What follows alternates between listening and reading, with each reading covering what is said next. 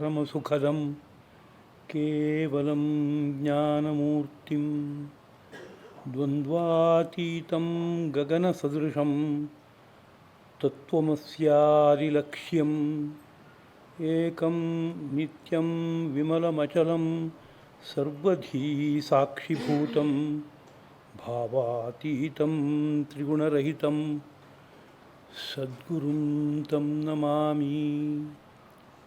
वन्दे वन्दारुमन्दारम् इन्दुभूषणनन्दनम् अमन्दानन्दसन्दोह बन्धुरं सिन्धुराननम् इदं कविभ्यः पूर्वेभ्यः नमो वाकं प्रशास्महे।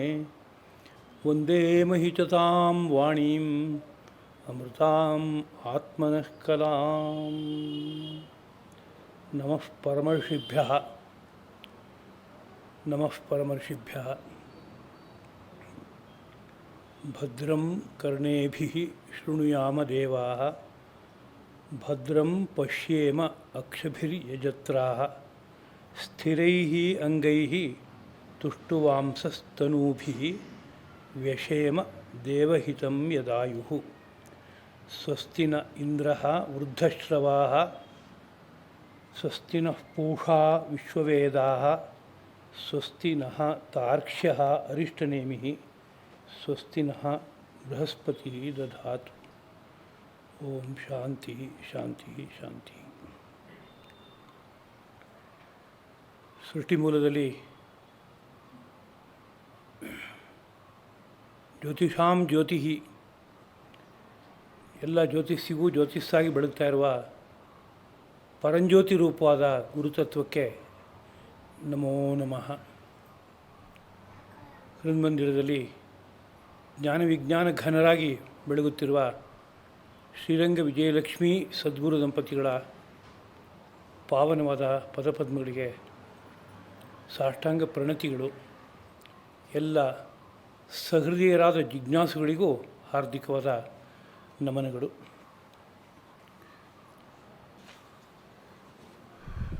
ಸದ್ಗುರುವಿನ ಸ್ಮರಣೆಯೊಂದಿಗೆ ಮುಂಡಕೋಪನಿಷತ್ ಪ್ರವಚನ ಮಾಲಿಕೆಯ 6ನೆಯ ಪ್ರವಚನವನ್ನು ಉಪನಿಷತ್ ಪುರುಷನ ಪದಪದ್ಮಗಳಲ್ಲಿ ಅರ್ಪಿಸುವುದಕ್ಕೆ ಪ್ರಯತ್ನಿಸ್ತಾ ಇದ್ದೇನೆ. ಇಂದಿನ ಪ್ರವಚನದಲ್ಲಿ ಮೊದಲನೇ ಮಂತ್ರವನ್ನು ಒಮ್ಮೆ ಜ್ಞಾಪಿಸ್ಕೊಂಡು ಅದಕ್ಕೆ ಒಂದು ಸ್ಥೂಲವಾದ ಅರ್ಥವನ್ನು ಹೇಳಿರೋದು ಆಗಿದೆ. ಇನ್ನೊಮ್ಮೆ ನೆನಪಿಸ್ಕೊಳ್ಳೋಣ. ಅದರ ಮೇಲೆ ಕೆಲವು ಪ್ರಶ್ನೆಗಳು ಬಂದಿದೆ, ಅದನ್ನು ಉತ್ತರಿಸೋದಕ್ಕೆ ಸೌಲಭ್ಯ ಆಗುತ್ತೆ. ಬ್ರಹ್ಮ ದೇವಾನಾಂ ಪ್ರಥಮಃ ಸಂಬಭೂವ ವಿಶ್ವಸ್ಯ ಕರ್ತ ಭುವನಸ್ಯ ಗೋಪ್ತ ಸ ಬ್ರಹ್ಮವಿದ್ಯಾಂ ಸರ್ವವಿದ್ಯಾ ಪ್ರತಿಷ್ಠಾಂ ಅಥರ್ವಾಯ ಜ್ಯೇಷ್ಠಪುತ್ರಾಯ ಪ್ರಾಹ. ಇದು ಮೊದಲನೇ ಮಂತ್ರ.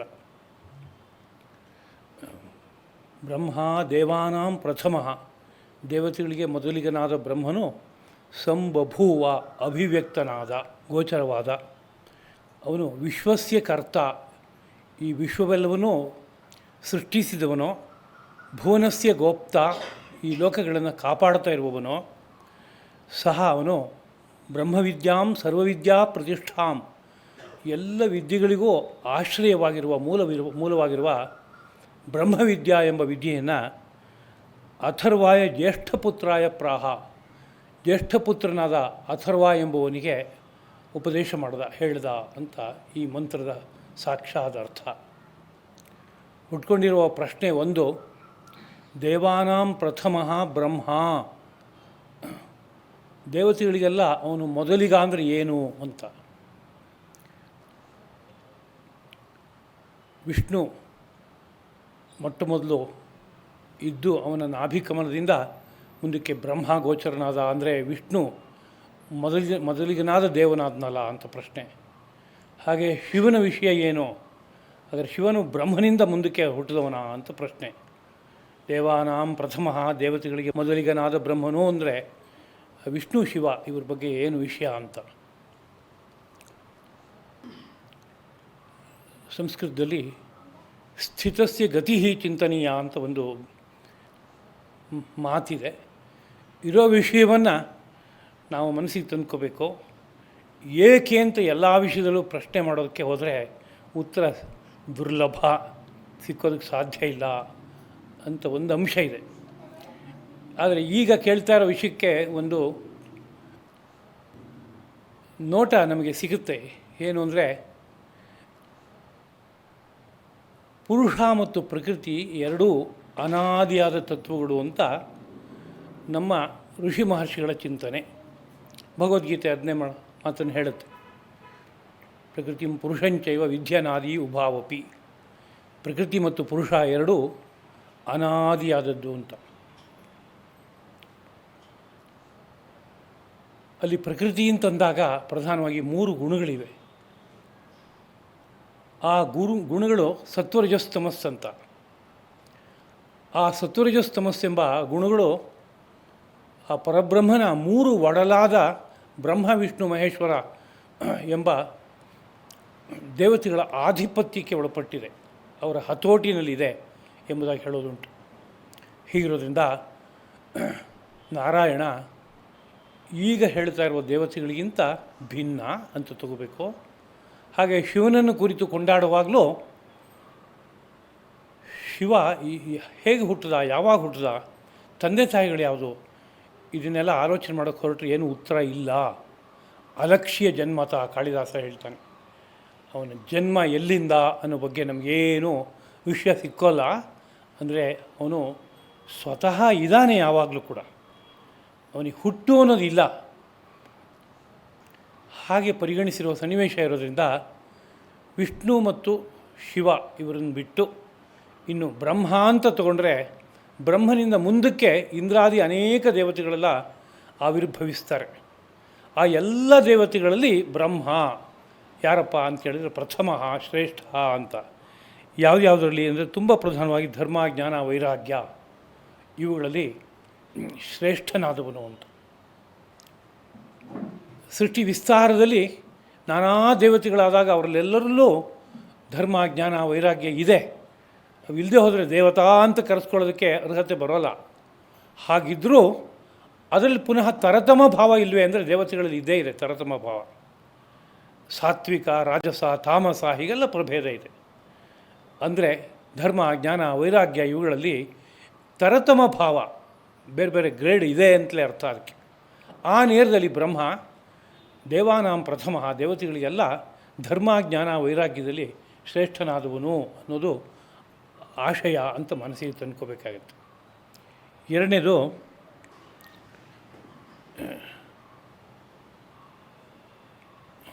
ಬ್ರಹ್ಮನ ಬಗ್ಗೆ ಒಂದು ವಿವರಣೆಯನ್ನು ಹಿಂದಿನ ಪ್ರವಚನದಲ್ಲಿ ಕೊಟ್ಟಿದ್ದಾಗಿದೆ. ಅವನ ಸ್ವರೂಪ ನಮ್ಮ ಪುರಾಣಗಳು ಹೇಗೆ ವರ್ಣಿಸುತ್ತೆ ಅದರ ಹಿನ್ನೆಲೆಯಲ್ಲಿ ನಾವು ನೋಡಿದ್ದಾಗಿದೆ.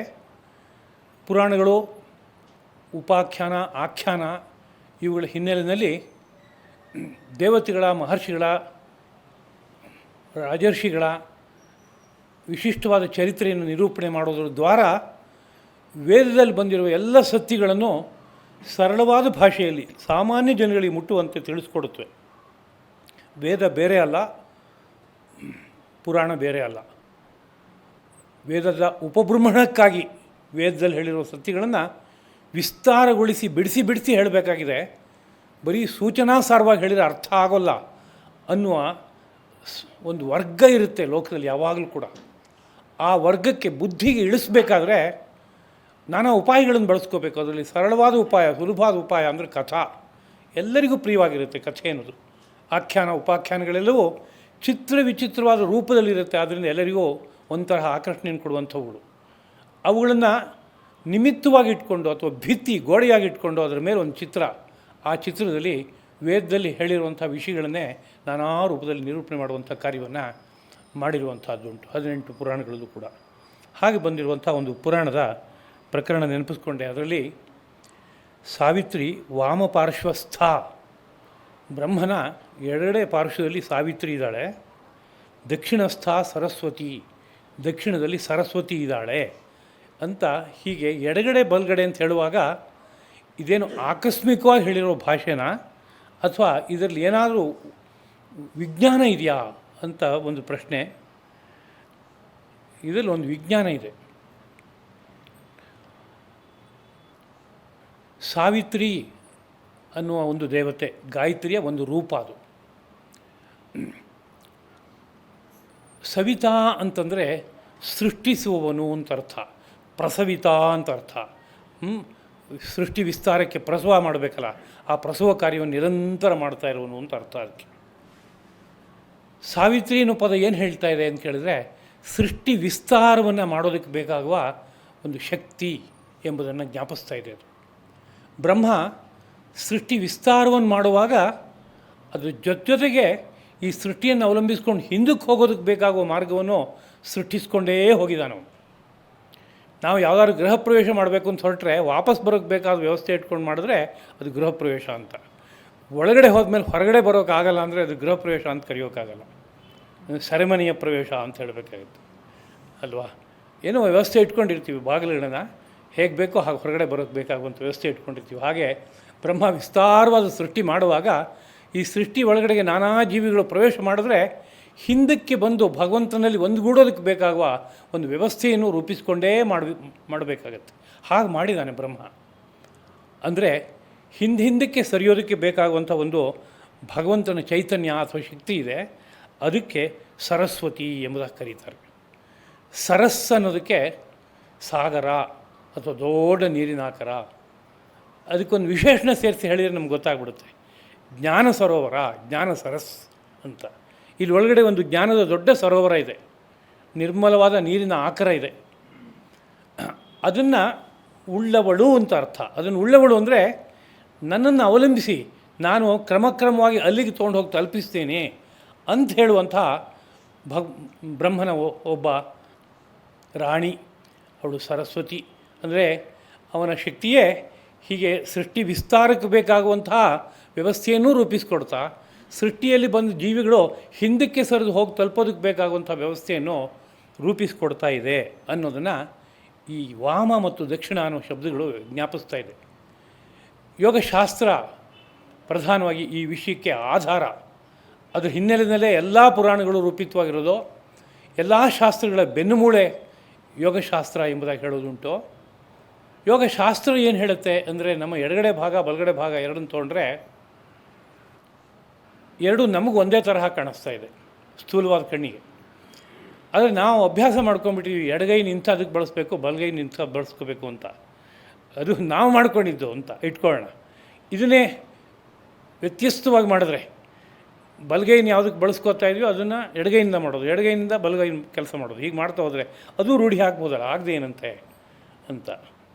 ಆದರೆ ಈ ವ್ಯವಸ್ಥೆಗಳೆಲ್ಲ ಭಾರತ ಮಹರ್ಷಿಗಳು ತಂದಿರುವಾಗ ಹಿನ್ನೆಲೆ ಬೇರೆ ಒಂದಿದೆ. ಅದು ರ್ಯಾಂಡಮ್ ಅಂತ ಹೇಳೋಕ್ಕೆ ಬರೋಲ್ಲ, ಆಕಸ್ಮಿಕವಾಗಿ ಆ ಥರದ್ದೇನೋ ಒಂದು ವ್ಯವಸ್ಥೆ ತಂದುಬಿಟ್ಟಿದ್ದಾರೆ ಅಂತ ಭಾರತದ ಧರ್ಮ ಸಂಸ್ಕೃತಿಯಲ್ಲಿ ಒಂದು ಸಣ್ಣ ಎಳೆಯನ್ನು ಹೇಳೋಕ್ಕೆ ಬರೋಲ್ಲ.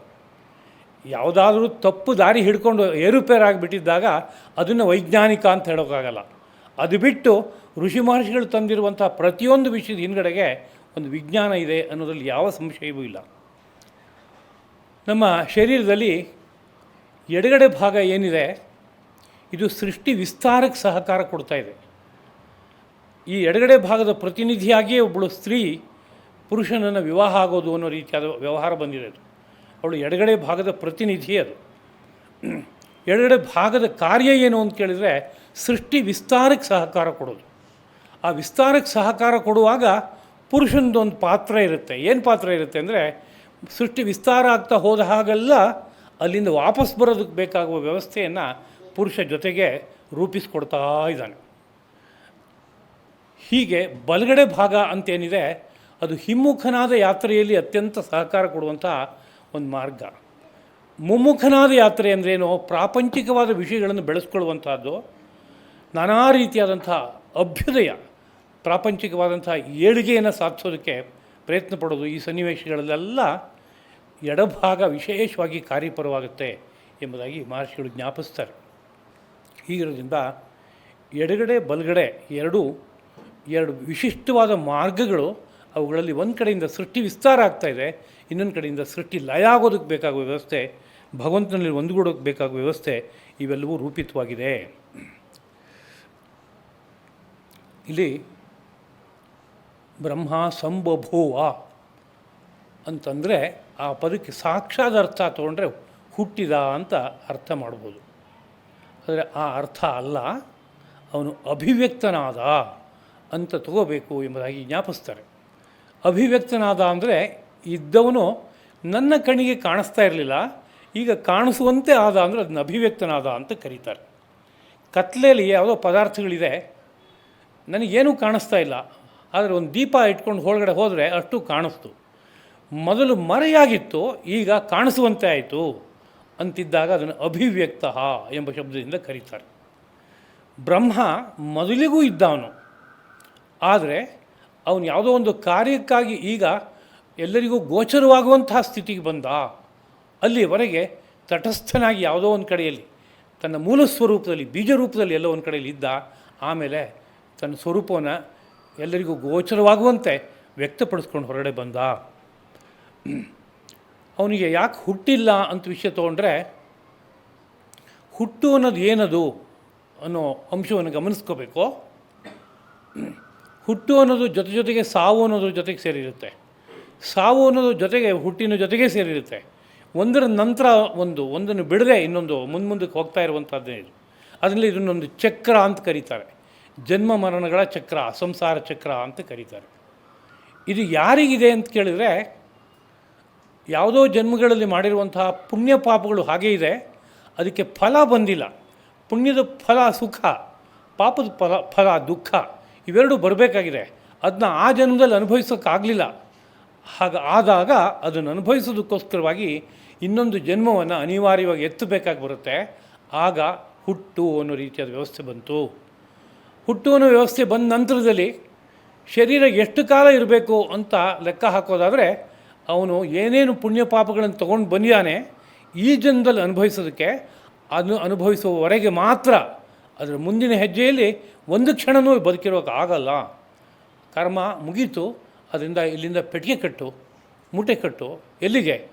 ಮುಂದಿನ ಕರ್ಮ ಕಾಯ್ತಾ ಇದೆ, ಪಟ್ಟಿ ಇದೆ, ಅಲ್ಲಿ ಹೋಗಿ ಜನ್ಮ ಇತ್ತು, ಆ ಸುಖ ದುಃಖಗಳನ್ನು ಅನುಭವಿಸೋಕೆ ಹೊರಡು ಎಂಬುದಾಗಿ ಹೇಳುತ್ತೆ. ಹೀಗೆ ಸಂಸಾರಿಗಳಿಗೆಲ್ಲ ಇರೋ ವ್ಯವಸ್ಥೆ ಇದು. ಸಂಸಾರಿಗಳಂದರೆ ಹುಟ್ಟು ಸಾವಿನ ಚಕ್ರದಲ್ಲಿ ಸಂಚಾರ ಮಾಡ್ತಾ ಇರೋರು ಅಂತ ಅಂದ್ಕೋಬೇಕು. ಸಂಸಾರಿ ಅನ್ನೋ ಪದ ಬಳಸಿದ ಕೂಡಲೇ ಕೇವಲ ನಮ್ಮ ಬುದ್ಧಿ ಏನನ್ಸುತ್ತೆ, ಮದುವೆ ಆದವರು, ಹೆಂಡತಿ ಮಕ್ಕಳಿದ್ದವರು, ಇಷ್ಟೇ ಅನ್ನಿಸ್ತಾ ಇದೆ. ಗೃಹಸ್ಥರಾದವರು ಸಂಸಾರ ಚಕ್ರಕ್ಕೆಲ್ಲ ಸಿಕ್ಕಲೇಬೇಕು ಅಂತೇನು ನಿಯಮ ಇಲ್ಲ. ಬ್ರಹ್ಮಚಾರಿಗಳು ಸಂಸಾರ ಚಕ್ರಕ್ಕೆ ಸಿಕ್ಕಿರಬೇಕು ಅಂತೇನಿಲ್ಲ. ವಾನಪ್ರಸ್ಥರಿಗೂ ಇಲ್ಲ, ಸನ್ಯಾಸಿಗೂ ಇಲ್ಲ. ಅಷ್ಟು ಜನಕ್ಕೂ ಉಂಟು. ಯಾವಾಗ ಉಂಟು ಯಾವಾಗಿಲ್ಲ ಅಂದರೆ, ಕರ್ಮದ ಜಾಲಕ್ಕೆ ಸಿಗಾಕ್ಕೊಳ್ಳದೆ ಬದುಕ್ತಾ ಇದ್ದಾರೆ ಅಂತಾದರೆ, ಅವ್ರಿಗೆ ಯಾರೇ ಆಗಿರಲಿ, ಅವರು ಯಾವ ಆಶ್ರಮದಲ್ಲಾರು ಇರಲಿ, ಅವರು ಸಂಸಾರಿಗಳಲ್ಲ, ಅವರು ಮುಕ್ತಾತ್ಮರೇ. ಇಲ್ಲಿ ಯಾವುದೋ ಒಂದು ಕರ್ಮವನ್ನು ಸವಿಸಿ ತನ್ನ ಮೂಲ ಸ್ವರೂಪಕ್ಕೆ ಹೋಗಿ ಸೇರೋದಕ್ಕೋಸ್ಕರ ಇಲ್ಲಿದ್ದಾರೆ. ಆದರೆ ಸದಾಕಾಲದಲ್ಲೂ ಒಳಗಡೆ ಇರೋ ಆ ಭಗವಂತನನ್ನು ಆಸ್ವಾದನೆ ಮಾಡ್ತಾನೇ ಇರ್ತಾರೆ. ಆಗಿದೆ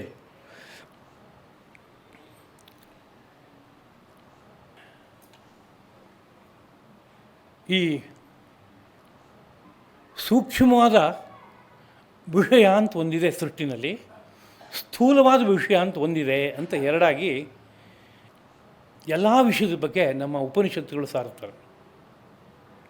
ಸ್ಥೂಲಂ ಸೂಕ್ಷ್ಮಂ ಪರಂಚೇತಿ ತ್ರಿವಿಧಂ ಬ್ರಹ್ಮಣ ವಪುಹು.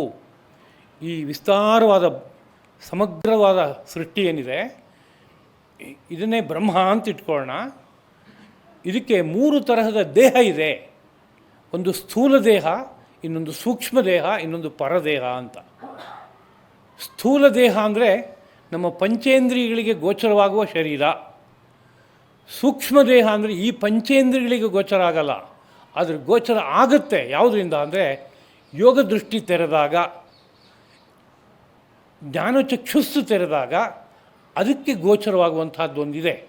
ಅದಕ್ಕೆ ಸೂಕ್ಷ್ಮ ರೂಪ ಎಂಬುದಾಗಿ ಕರೀತಾರೆ. ಇನ್ನೊಂದು ಪರರೂಪ ಅಂತ ಇದೆ, ಅದು ಸಹ ಯೋಗದೃಷ್ಟಿಗೆ ಗೋಚರವಾಗುವಂಥದ್ದು. ಆ ಸೂಕ್ಷ್ಮ ರೂಪವು ಯಾವುದರಿಂದ ರೂಪಿತವಾಯಿತು, ಸೂಕ್ಷ್ಮ ರೂಪದ ಕಾರಣ ಯಾವುದು, ಎಲ್ಲಿಂದ ಇದು ಹೀಗೆ ಬಂತು, ಆ ಮೂಲ ಸ್ವರೂಪವನ್ನು ಪರರೂಪ ಎಂಬುದಾಗಿ ಕರೀತಾರೆ. ಹೀಗೆ ಎಲ್ಲ ವಸ್ತುಗಳಿಗೂ ಸ್ಥೂಲ ರೂಪ, ಸೂಕ್ಷ್ಮ ರೂಪ, ಪರರೂಪ ಅಂತ 3 ಇದೆ. ಒಂದು ಕಲ್ಲನ್ನು ತೊಗೊಂಡ್ರೆ ಕಲ್ಲಿನಲ್ಲಿ ನಮಗೆ ಕಣ್ಣಿಗೆ ಕಾಣಿಸುವ ರೂಪ ಇದೆ, ಕೈಯಿಂದ ಮುಟ್ಬೋದು, ಮೂಸಿ ನೋಡ್ಬೋದು, ನಾಲಿಗೆಯಿಂದ ರುಚಿಯನ್ನು ನೋಡ್ಬೋದು ಬೇಕಾದ್ರೆ. ಇದು ಪಂಚೇಂದ್ರಿಯ ಗೋಚರವಾಗುವ ರೂಪ, ಇದು ಸ್ಥೂಲ ರೂಪ. ಇಷ್ಟು ಮಾತ್ರ ಅಲ್ಲ, ಇದ್ರ ಮೇಲೆ ಏಕಾಗ್ರಗೊಳಿಸಿದರೆ ಮನಸ್ಸನ್ನು, ಧಾರಣಾಧ್ಯಾನ ಸಮಾಧಿ ಎಂಬ ಸಾಧನವನ್ನು ಅದರ ಮೇಲೆ ಪ್ರಯೋಗ ಮಾಡಿದ್ರೆ ಆಗ ಅಲ್ಲೊಂದು ಶಕ್ತಿ ದರ್ಶನ ಆಗುತ್ತೆ. ಆ ಶಕ್ತಿ ಒಂದು ಆಕಾರದಿಂದಲೂ ಕೂಡಿರುತ್ತೆ, ಅದಕ್ಕೆ ಹೆಸರು ಉಂಟು. ಅದಕ್ಕೆ ಆ ಆಕಾರ, ಹೆಸರು ಎಲ್ಲ ಅಲ್ಲಿ ಯಾವ ಶಕ್ತಿ ಇದೆ ಅದಕ್ಕೆ ತಕ್ಕಂತೆ ಬೇರೆ ಬೇರೆ ಆಗುತ್ತೆ. ಅದು ವಿಷ್ಣುವಿನ ಯಾವುದೋ ಒಂದು ಕಲೆ ಆಗಿರ್ಬೋದು, ಶಿವನ ಕಲೆ ಆಗಿರ್ಬೋದು, ಬ್ರಹ್ಮನ ಯಾವುದೋ ಒಂದು ಕಲೆ ಆಗಿರ್ಬೋದು, 33 ಕೋಟಿ ದೇವತೆಗಳಲ್ಲಿ ಯಾವುದೋ ಒಂದು ದೇವತಾ ರೂಪವಾಗಿ ಗೋಚರವಾಗುತ್ತೆ. ಇದು ಎಲ್ಲೆಲ್ಲೂ ಗೋಚರವಾಗುತ್ತೆ, ಅಲ್ಲಿ ಇಲ್ಲಿ ಅಂತೇನಲ್ಲ, ಎಲ್ಲ ವಸ್ತುಗಳದ್ದು ಹಾಗಿದೆ. ಒಂದು ಕಾಲದಲ್ಲಿ ಚಂದ್ರನ ಬಳಿಗೆ ವಿಜ್ಞಾನಿಗಳು ಸಾಗಿ ಪಾದ ಇಟ್ಟಾಗ ಇಲ್ಲೆಲ್ಲ ಒಂದು ದೊಡ್ಡ ಚರ್ಚೆ ನಡೀತು ಪತ್ರಿಕೆಗಳಲ್ಲಿ. ನೀವು ಚಂದ್ರನನ್ನು ದೇವತೆ ಹೇಳ್ತೀರಿ, ಅದ್ರ ಮೇಲೆ ಹೋಗಿ ಪಾದ ಇಟ್ಟ ಏನಂತೀರಿ ವಿಜ್ಞಾನಿಗಳು ಅಂತ. ಅದಕ್ಕೆ ಗೊತ್ತಿಲ್ಲ ಅವ್ರಿಗೆ ಪಾಪ. ನಾವು ಭೂಮಿಯನ್ನು ದೇವರು ಅಂತಲೇ ಕರಿತಾ ಇರೋದು, ಅದ್ರ ಮೇಲೆ ನಿತ್ಯ ಸಂಚಾರ ಮಾಡ್ತಾಯಿದ್ವಿ. ಭೂಮಿನ ಏನಂತ ಕರಿತೀವಿ? ಸಮುದ್ರವಸನೇ ದೇವಿ ಪರ್ವತಸ್ಥಾನ ಮಂಡಲೆ ವಿಷ್ಣು ಪತ್ನಿ ನಮಸ್ತುಭ್ಯಂ ಪಾದಸ್ಪರ್ಶಂ ಕ್ಷಮಸ್ವಾಮಿ ಅಂತ ಕೇಳ್ತಾಯಿದ್ವಿ. ಅದರಿಂದ ಅವರು ಏನೋ ವ್ಯಂಗ್ಯ ಮಾಡೋದಕ್ಕೆ ಏನೂ ವಿಷಯ ಇಲ್ಲ. ಅವರು ವ್ಯಂಗ್ಯ ಮಾಡಿದ್ರೆ ತಿಳುವಳಿಕೆ ಇಲ್ಲದಿದ್ದರು ನಾವು ನಕ್ಬಿಟ್ಟು ಸುಮ್ಮನೆ ಇದ್ಬಿಡ್ಬೇಕು ಅಷ್ಟೇ, ಏನು ಉತ್ತರ ಹೇಳಬೇಕಾಗಿಲ್ಲ. ನಮ್ಮ ಚಿಂತನೆಯಲ್ಲಿ ಎಲ್ಲ ಕಡೆಯಲ್ಲೂ ಒಂದಲ್ಲ ಒಂದು ದೇವತೆಗಳು ಇದ್ದೇ ಇದೆ. ದೇವತೆಗಳು ಇಲ್ಲದೇ ಇರೋ ಜಾಗವೇ ಇಲ್ಲ ಈ ಸೃಷ್ಟಿನಲ್ಲಿ, ಹಾಗೆ ತುಂಬಿಟ್ಟಿದೆ. ಇದರಲ್ಲಿ ಬ್ರಹ್ಮಾನವನು ಪರರೂಪದಿಂದ ಸೂಕ್ಷ್ಮ ರೂಪಕ್ಕೆ ಬಂದಾಗ ಅವನು ಸಂಬಭೂವ, ವ್ಯಕ್ತನಾದ ಅಂತ ಅರ್ಥ. ಅವನನ್ನು ಕುರಿತು ವ್ಯಾಸರು ಒಂದು ಕಡೆ ಹೇಳ್ತಾರೆ, ಅವನನ್ನು ಅಂದರೆ ಆ ರೀತಿಯಾದ ರೂಪವನ್ನು ಕುರಿತು. ನೈವಾಸವು ಚಕ್ಷುಷಾಗ್ರಾಹ್ಯ, ಈ ನಿನ್ನ ಹೊರಗಣ್ಣಿಗೆ ಇವನು ನೋಡೋಕ್ಕೆ ಸಿಕ್ಕೋಲ್ಲ. ನಚ ಶಿಷ್ಟೈಹಿ ಅಪಿ ಇಂದ್ರಿಯೈಹಿ, ಇನ್ನು ಉಳಿದ ಇಂದ್ರಿಯಗಳಿದೆಯಲ್ಲ ಅವುಗಳಿಂದಲೂ ನೀನು ಇವನು ನೋಡೋಕ್ಕಾಗಲ್ಲ. ಮನಸಾತು ಪ್ರಯತ್ನೇನ ಗೃಹ್ಯತೆ ಸೂಕ್ಷ್ಮದರ್ಶಿಭಿ, ಯಾರು ಸೂಕ್ಷ್ಮದರ್ಶಿಗಳಾಗಿದ್ದಾರೋ ಅಂದರೆ ಈ ಸಾಮಾನ್ಯ ಅರ್ಥದಲ್ಲಿ ಅದನ್ನು ತೊಗೋಬಾರ್ದು. ಸೂಕ್ಷ್ಮ ಬುದ್ಧಿಗಳು ಅಂದರೆ ಸುಳು ಸೂಕ್ಷ್ಮ ಅಂತೀವೆಲ್ಲ ಶಬ್ದವನ್ನು ಬಳಸ್ತೀವಿ. ಕೆಲವರಿಗೆ ಬಹಳ ಸ್ಥೂಲ ಬುದ್ಧಿಯವರಾಗಿರ್ತಾರೆ, ಅವರು ಆ ಸುತ್ತಮುತ್ತಲ ವಾತಾವರಣದಲ್ಲಿರುವ ಸಣ್ಣ ಪುಟ್ಟ ಸೂಕ್ಷ್ಮವಾದ ವಿಷಯಗಳನ್ನು ಅರ್ಥ ಮಾಡ್ಕೊಳ್ಳೋಕ್ಕಾಗದೇ ಇದ್ದವರು ಅಂತ ಅರ್ಥ. ಸಾಮಾನ್ಯ ಸ್ತ್ರೀಯರ ಬಗ್ಗೆ ಹಾಗೆ ಹೇಳೋದುಂಟು. ಹಿಂದಿನ ಕಾಲದಲ್ಲಿ ಏನಾರು ಅಕಸ್ಮಾತು ಕನ್ಯಾನ್ವೇಷಣೆಗೆ ಹೋಗಬೇಕು ಅನ್ನೋ ಪರಿಸ್ಥಿತಿ ಇದ್ದರೆ, ಇವತ್ತದೆಲ್ಲ ಇಲ್ಲ. ಹೋಗಬೇಕಾದ್ರೆ ಮನೆಯಲ್ಲಿ ತಂದೆ ತಾಯಿಗಳು ಹೋಗಬೇಕಾದ್ರೆ ವಿಶೇಷವಾಗಿ ಯಾರು ಹೆಂಗಸರನ್ನ 1-2 ಜನ ಕರ್ಕೊಂಡು ಹೋಗಬೇಕು ಅಂತ ರೂಢಿ ಇತ್ತು. ಯಾತಕ್ಕೆ ಅಂತ ಕೇಳಿದರೆ ಅವತ್ತಿನ ಭಾಷೆ ಗಂಡಸರಿಗೆ ಸುಳು ಸೂಕ್ಷ್ಮ ಗೊತ್ತಾಗಲ್ರಿ, ಹೆಂಗಸರು ಅಂದರೆ ಪ್ರತಿಯೊಂದು ನೋಡ್ಕೊಂಬರ್ತಾರೆ. ಏನೇನೋ ಟೆಸ್ಟ್ಗಳೆಲ್ಲ ಇತ್ತು ಹಿಂದಿನ ಕಾಲದಲ್ಲಿ. ಒಂಚೂರು ಕೈ ತೊಳಿಯೋಕ್ಕೆ ನೀರು ಕೊಡ್ತೀನಮ್ಮ ಅಂತ ಕೇಳಿದ್ರೆ ಅವಳು ನೀರು ಎಷ್ಟು ಕೊಡ್ತಾಳೆ, ಕೈ ತೊಳಿಯೋಕ್ಕೆ ಸರಿಯಾದ ನೀರು ಕೊಡ್ತಾಳೋ, ಕಡಿಮೆ ಕೊಡ್ತಾಳೋ, ಜಾಸ್ತಿ ಕೊಡ್ತಾಳೋ. ಸರಿಯಾಗಿ ಕೊಡ್ತಾ ಇದ್ದಾಳೆ ಅಂತಂದರೆ ಇವಳು ಮನೆಯನ್ನು ಬಾಳಿಸ್ತಾಳೆ ಅಂತ ಅರ್ಥ, ಮತ್ತು ಔದಾರ್ಯದಿಂದ ವ್ಯವಹಾರನೂ ಮಾಡ್ತಾಳೆ ಅಂತ ಅರ್ಥ. ಇಲ್ಲ ಕಡಿಮೆ ಕೊಡ್ತಾಳೆ ಅಂದರೆ ಜಿಪುಣತನ ತುಂಬ ಇದೆ ಇಲ್ಲಿ ಒಳಗಡೆಗೆ ಅಂತ ಅರ್ಥ. ಇಲ್ಲ ಸಿಕ್ಕಾಪಟ್ಟೆ ನೀರು ಹಾಕ್ತಾಳೆ, ಒಂದು ತಂಬಿ ನೀರು ತೊಗೊಂಬಂದು ಹಾಕಿದ್ಲು, ಒಂದು ಲೋಟ ನೀರಿನಲ್ಲಿ ತೊಳೆಯೋಕ್ಕೆ ಬರ್ತಾಯಿತ್ತು ಅಂದರೆ ಲೆಕ್ಕಾಚಾರ ಇಲ್ಲದ ವ್ಯಕ್ತಿಗಳು ಅಂತ ತೀರ್ಮಾನ. ಬರೀ ಇದೊಂದರಲ್ಲಿ ಟೆಸ್ಟಾ ಅಂತ ಕೇಳಿದರೆ ಹಾಗೆ ಇನ್ನೂ 4 ಬೇರೆ ಬೇರೆ ರೀತಿಯಾದ ವಿಷಯಗಳು ಜೊತೆಗೆ ಸೇರಿಕೊಂಡು ಎಲ್ಲವೂ ಒಂದೇ ದಿಕ್ಸೂಚಿ ಥರ ಒಂದೇ ಕಡೆಗೆ ದಿಕ್ಕು ತೋರಿಸ್ತಾ ಇದೆ ಅಂದರೆ ಇದು ಸತ್ಯ ಅಂತ ಹೇಳಲೇಬೇಕಲ್ಲ. ಹೀಗೆಲ್ಲ ವಿಷಯ ಇರ್ತಿತ್ತು. ಆ ಸುಳು ಸೂಕ್ಷ್ಮವನ್ನು ಅರ್ಥ ಮಾಡ್ಕೊಳ್ಳೋ ವಿಷಯದಲ್ಲಿ ಸ್ತ್ರೀಯರಿಗೆ ಒಂದು ಚಾಣಾಕ್ಷತೆ ಇರುತ್ತೆ, ತುಂಬ ಚೆನ್ನಾಗಿರುತ್ತೆ. ಕಣ್ಣಲ್ಲೇ ಅಷ್ಟು ಗೊತ್ತಾಗ್ಬಿಡುತ್ತೆ ಪೂರ್ತಿ. ಅವ್ರು ಆ ಕಡೆ ನೋಡಿ ಒಂದು ಸೂಚನೆ ಕೊಟ್ಟರು, ನಿಮ್ಗೆ ಗೊತ್ತಾಯ್ತಾ ಅಂತ ಕೇಳ್ತಾರೆ, ನಮ್ಗೆ ಗೊತ್ತಾಗಿರಲ್ಲ ಗಂಡಸರಿಗೆ. ಆ ಥರದ ಸೂಕ್ಷ್ಮತೆ ವಿಷಯ ಅಲ್ಲ ಇದು. ಮತ್ತು ಯಾವುದಪ್ಪ ಅಂದರೆ ಈ ನಮ್ಮ ಬಹಿರಿಂದ್ರಿಯಕ್ಕೆ ಗೋಚರವೇ ಆಗದೇ ಇರುವಂಥದ್ದು ಒಂದಿದೆ, ಅದನ್ನು ಇಲ್ಲಿ ಸೂಕ್ಷ್ಮ ಅಂತ ಕರೀತಾರೆ. ಅದನ್ನು ನೋಡಬೇಕಾದ್ರೆ ಯೋಗ ದೃಷ್ಟಿಯೇ ಬೇಕು, ಹಾಗೆ ನೋಡೋಕೆ ಸಾಧ್ಯನೇ ಇಲ್ಲ. ಅಂತಹ ಒಂದು ರೂಪದಲ್ಲಿ ಅವನು ಗೋಚರನಾದ. ಅವನು ವಿಶ್ವಸ್ಯ ಕರ್ತ, ಈ ಜಗತ್ತನ್ನು ಸೃಷ್ಟಿ ಮಾಡ್ದ. ಈ ಜಗತ್ತು ನಾನಾ ಜೀವಕೋಟಿಗಳು ತಮ್ಮ ತಮ್ಮ ಪುಣ್ಯ ಪಾಪಗಳನ್ನು ಅನುಭವಿಸಿ ಮುಗಿಸೋದಕ್ಕೋಸ್ಕರವಾಗಿ ಮತ್ತೆ ಮತ್ತೆ ಸೃಷ್ಟಿಯಾಗಿ ಬರುತ್ತೆ. ಹಾಗೆ ಕಾಲಕಾಲದಲ್ಲಿ ಬ್ರಹ್ಮ ಈ ಇಷ್ಟೂ ಜಗತ್ತನ್ನು ಮತ್ತೆ ಸೃಷ್ಟಿ ಮಾಡ್ತಾ ಇರ್ತಾನೆ. ಭುವನಸ್ಯ ಗೋಪ್ತ, ಅದೇ ರೀತಿಯಲ್ಲಿ ಇಲ್ಲಿ ಇರುವ ಎಲ್ಲ ಲೋಕಗಳನ್ನು 14 ಲೋಕಗಳೇನಿದೆ ಆ ಲೋಕಗಳನ್ನು ಗೋಪ್ತ ಕಾಪಾಡ್ತಾನೆ, ರಕ್ಷಿಸ್ತಾನೆ. ಹೇಗೆ ಅಂತ ಕೇಳಿದ್ರೆ, ರಕ್ಷಕನಾದ ಮಹಾವಿಷ್ಣು ಇದ್ದರೂ ಸಹ ಇವನು ಸೃಷ್ಟಿ ಕಾರ್ಯದ ಮೂಲಕ ನಾನಾ ರೀತಿಯಲ್ಲಿ ಕಾಪಾಡ್ತಾನೆ. ಮಹಾವಿಷ್ಣುವೇ ಆದರೂ ಕಾಪಾಡಬೇಕಾದ್ರೆ ಬ್ರಹ್ಮ ಆಹಾರ ವಸ್ತುಗಳನ್ನು ಚೆನ್ನಾಗಿ ತಯಾರು ಮಾಡಿದರೂ ವಿಷ್ಣು ಕಾಪಾಡೋಕ್ಕಾಗತ್ತೆ. ಇಲ್ಲಿ ಹೋದರೆ ಎಲ್ಲಿ ವಿಷ್ಣು ಕಾಪಾಡೋಕ್ಕಾಗುತ್ತೆ? ವಾಸಕ್ಕೊಂದು ಜಾಗ ಬ್ರಹ್ಮ ತಯಾರು ಮಾಡಿಕೊಡೋದಾದರೆ ಮರ ಗಿಡ ಬಳ್ಳಿ ಇತ್ಯಾದಿಗಳ ಸಹಕಾರದಿಂದ ಆಗ ವಿಷ್ಣು ಕಾಪಾಡೋಕ್ಕಾಗತ್ತೆ, ಇಲ್ಲೋರು ಎಲ್ಲಾಗುತ್ತೆ. ಆದ್ದರಿಂದ ಬ್ರಹ್ಮಂದೊಂದು ಪಾತ್ರ ಇದ್ದೇ ಇದೆ ರಕ್ಷಣೆ ಮಾಡೋ ಕಾರ್ಯದಲ್ಲಿ. ಅವನು ಈ ಜಗತ್ತನ್ನು ಕಾಪಾಡ್ತಾ ಇದ್ದಾನೆ.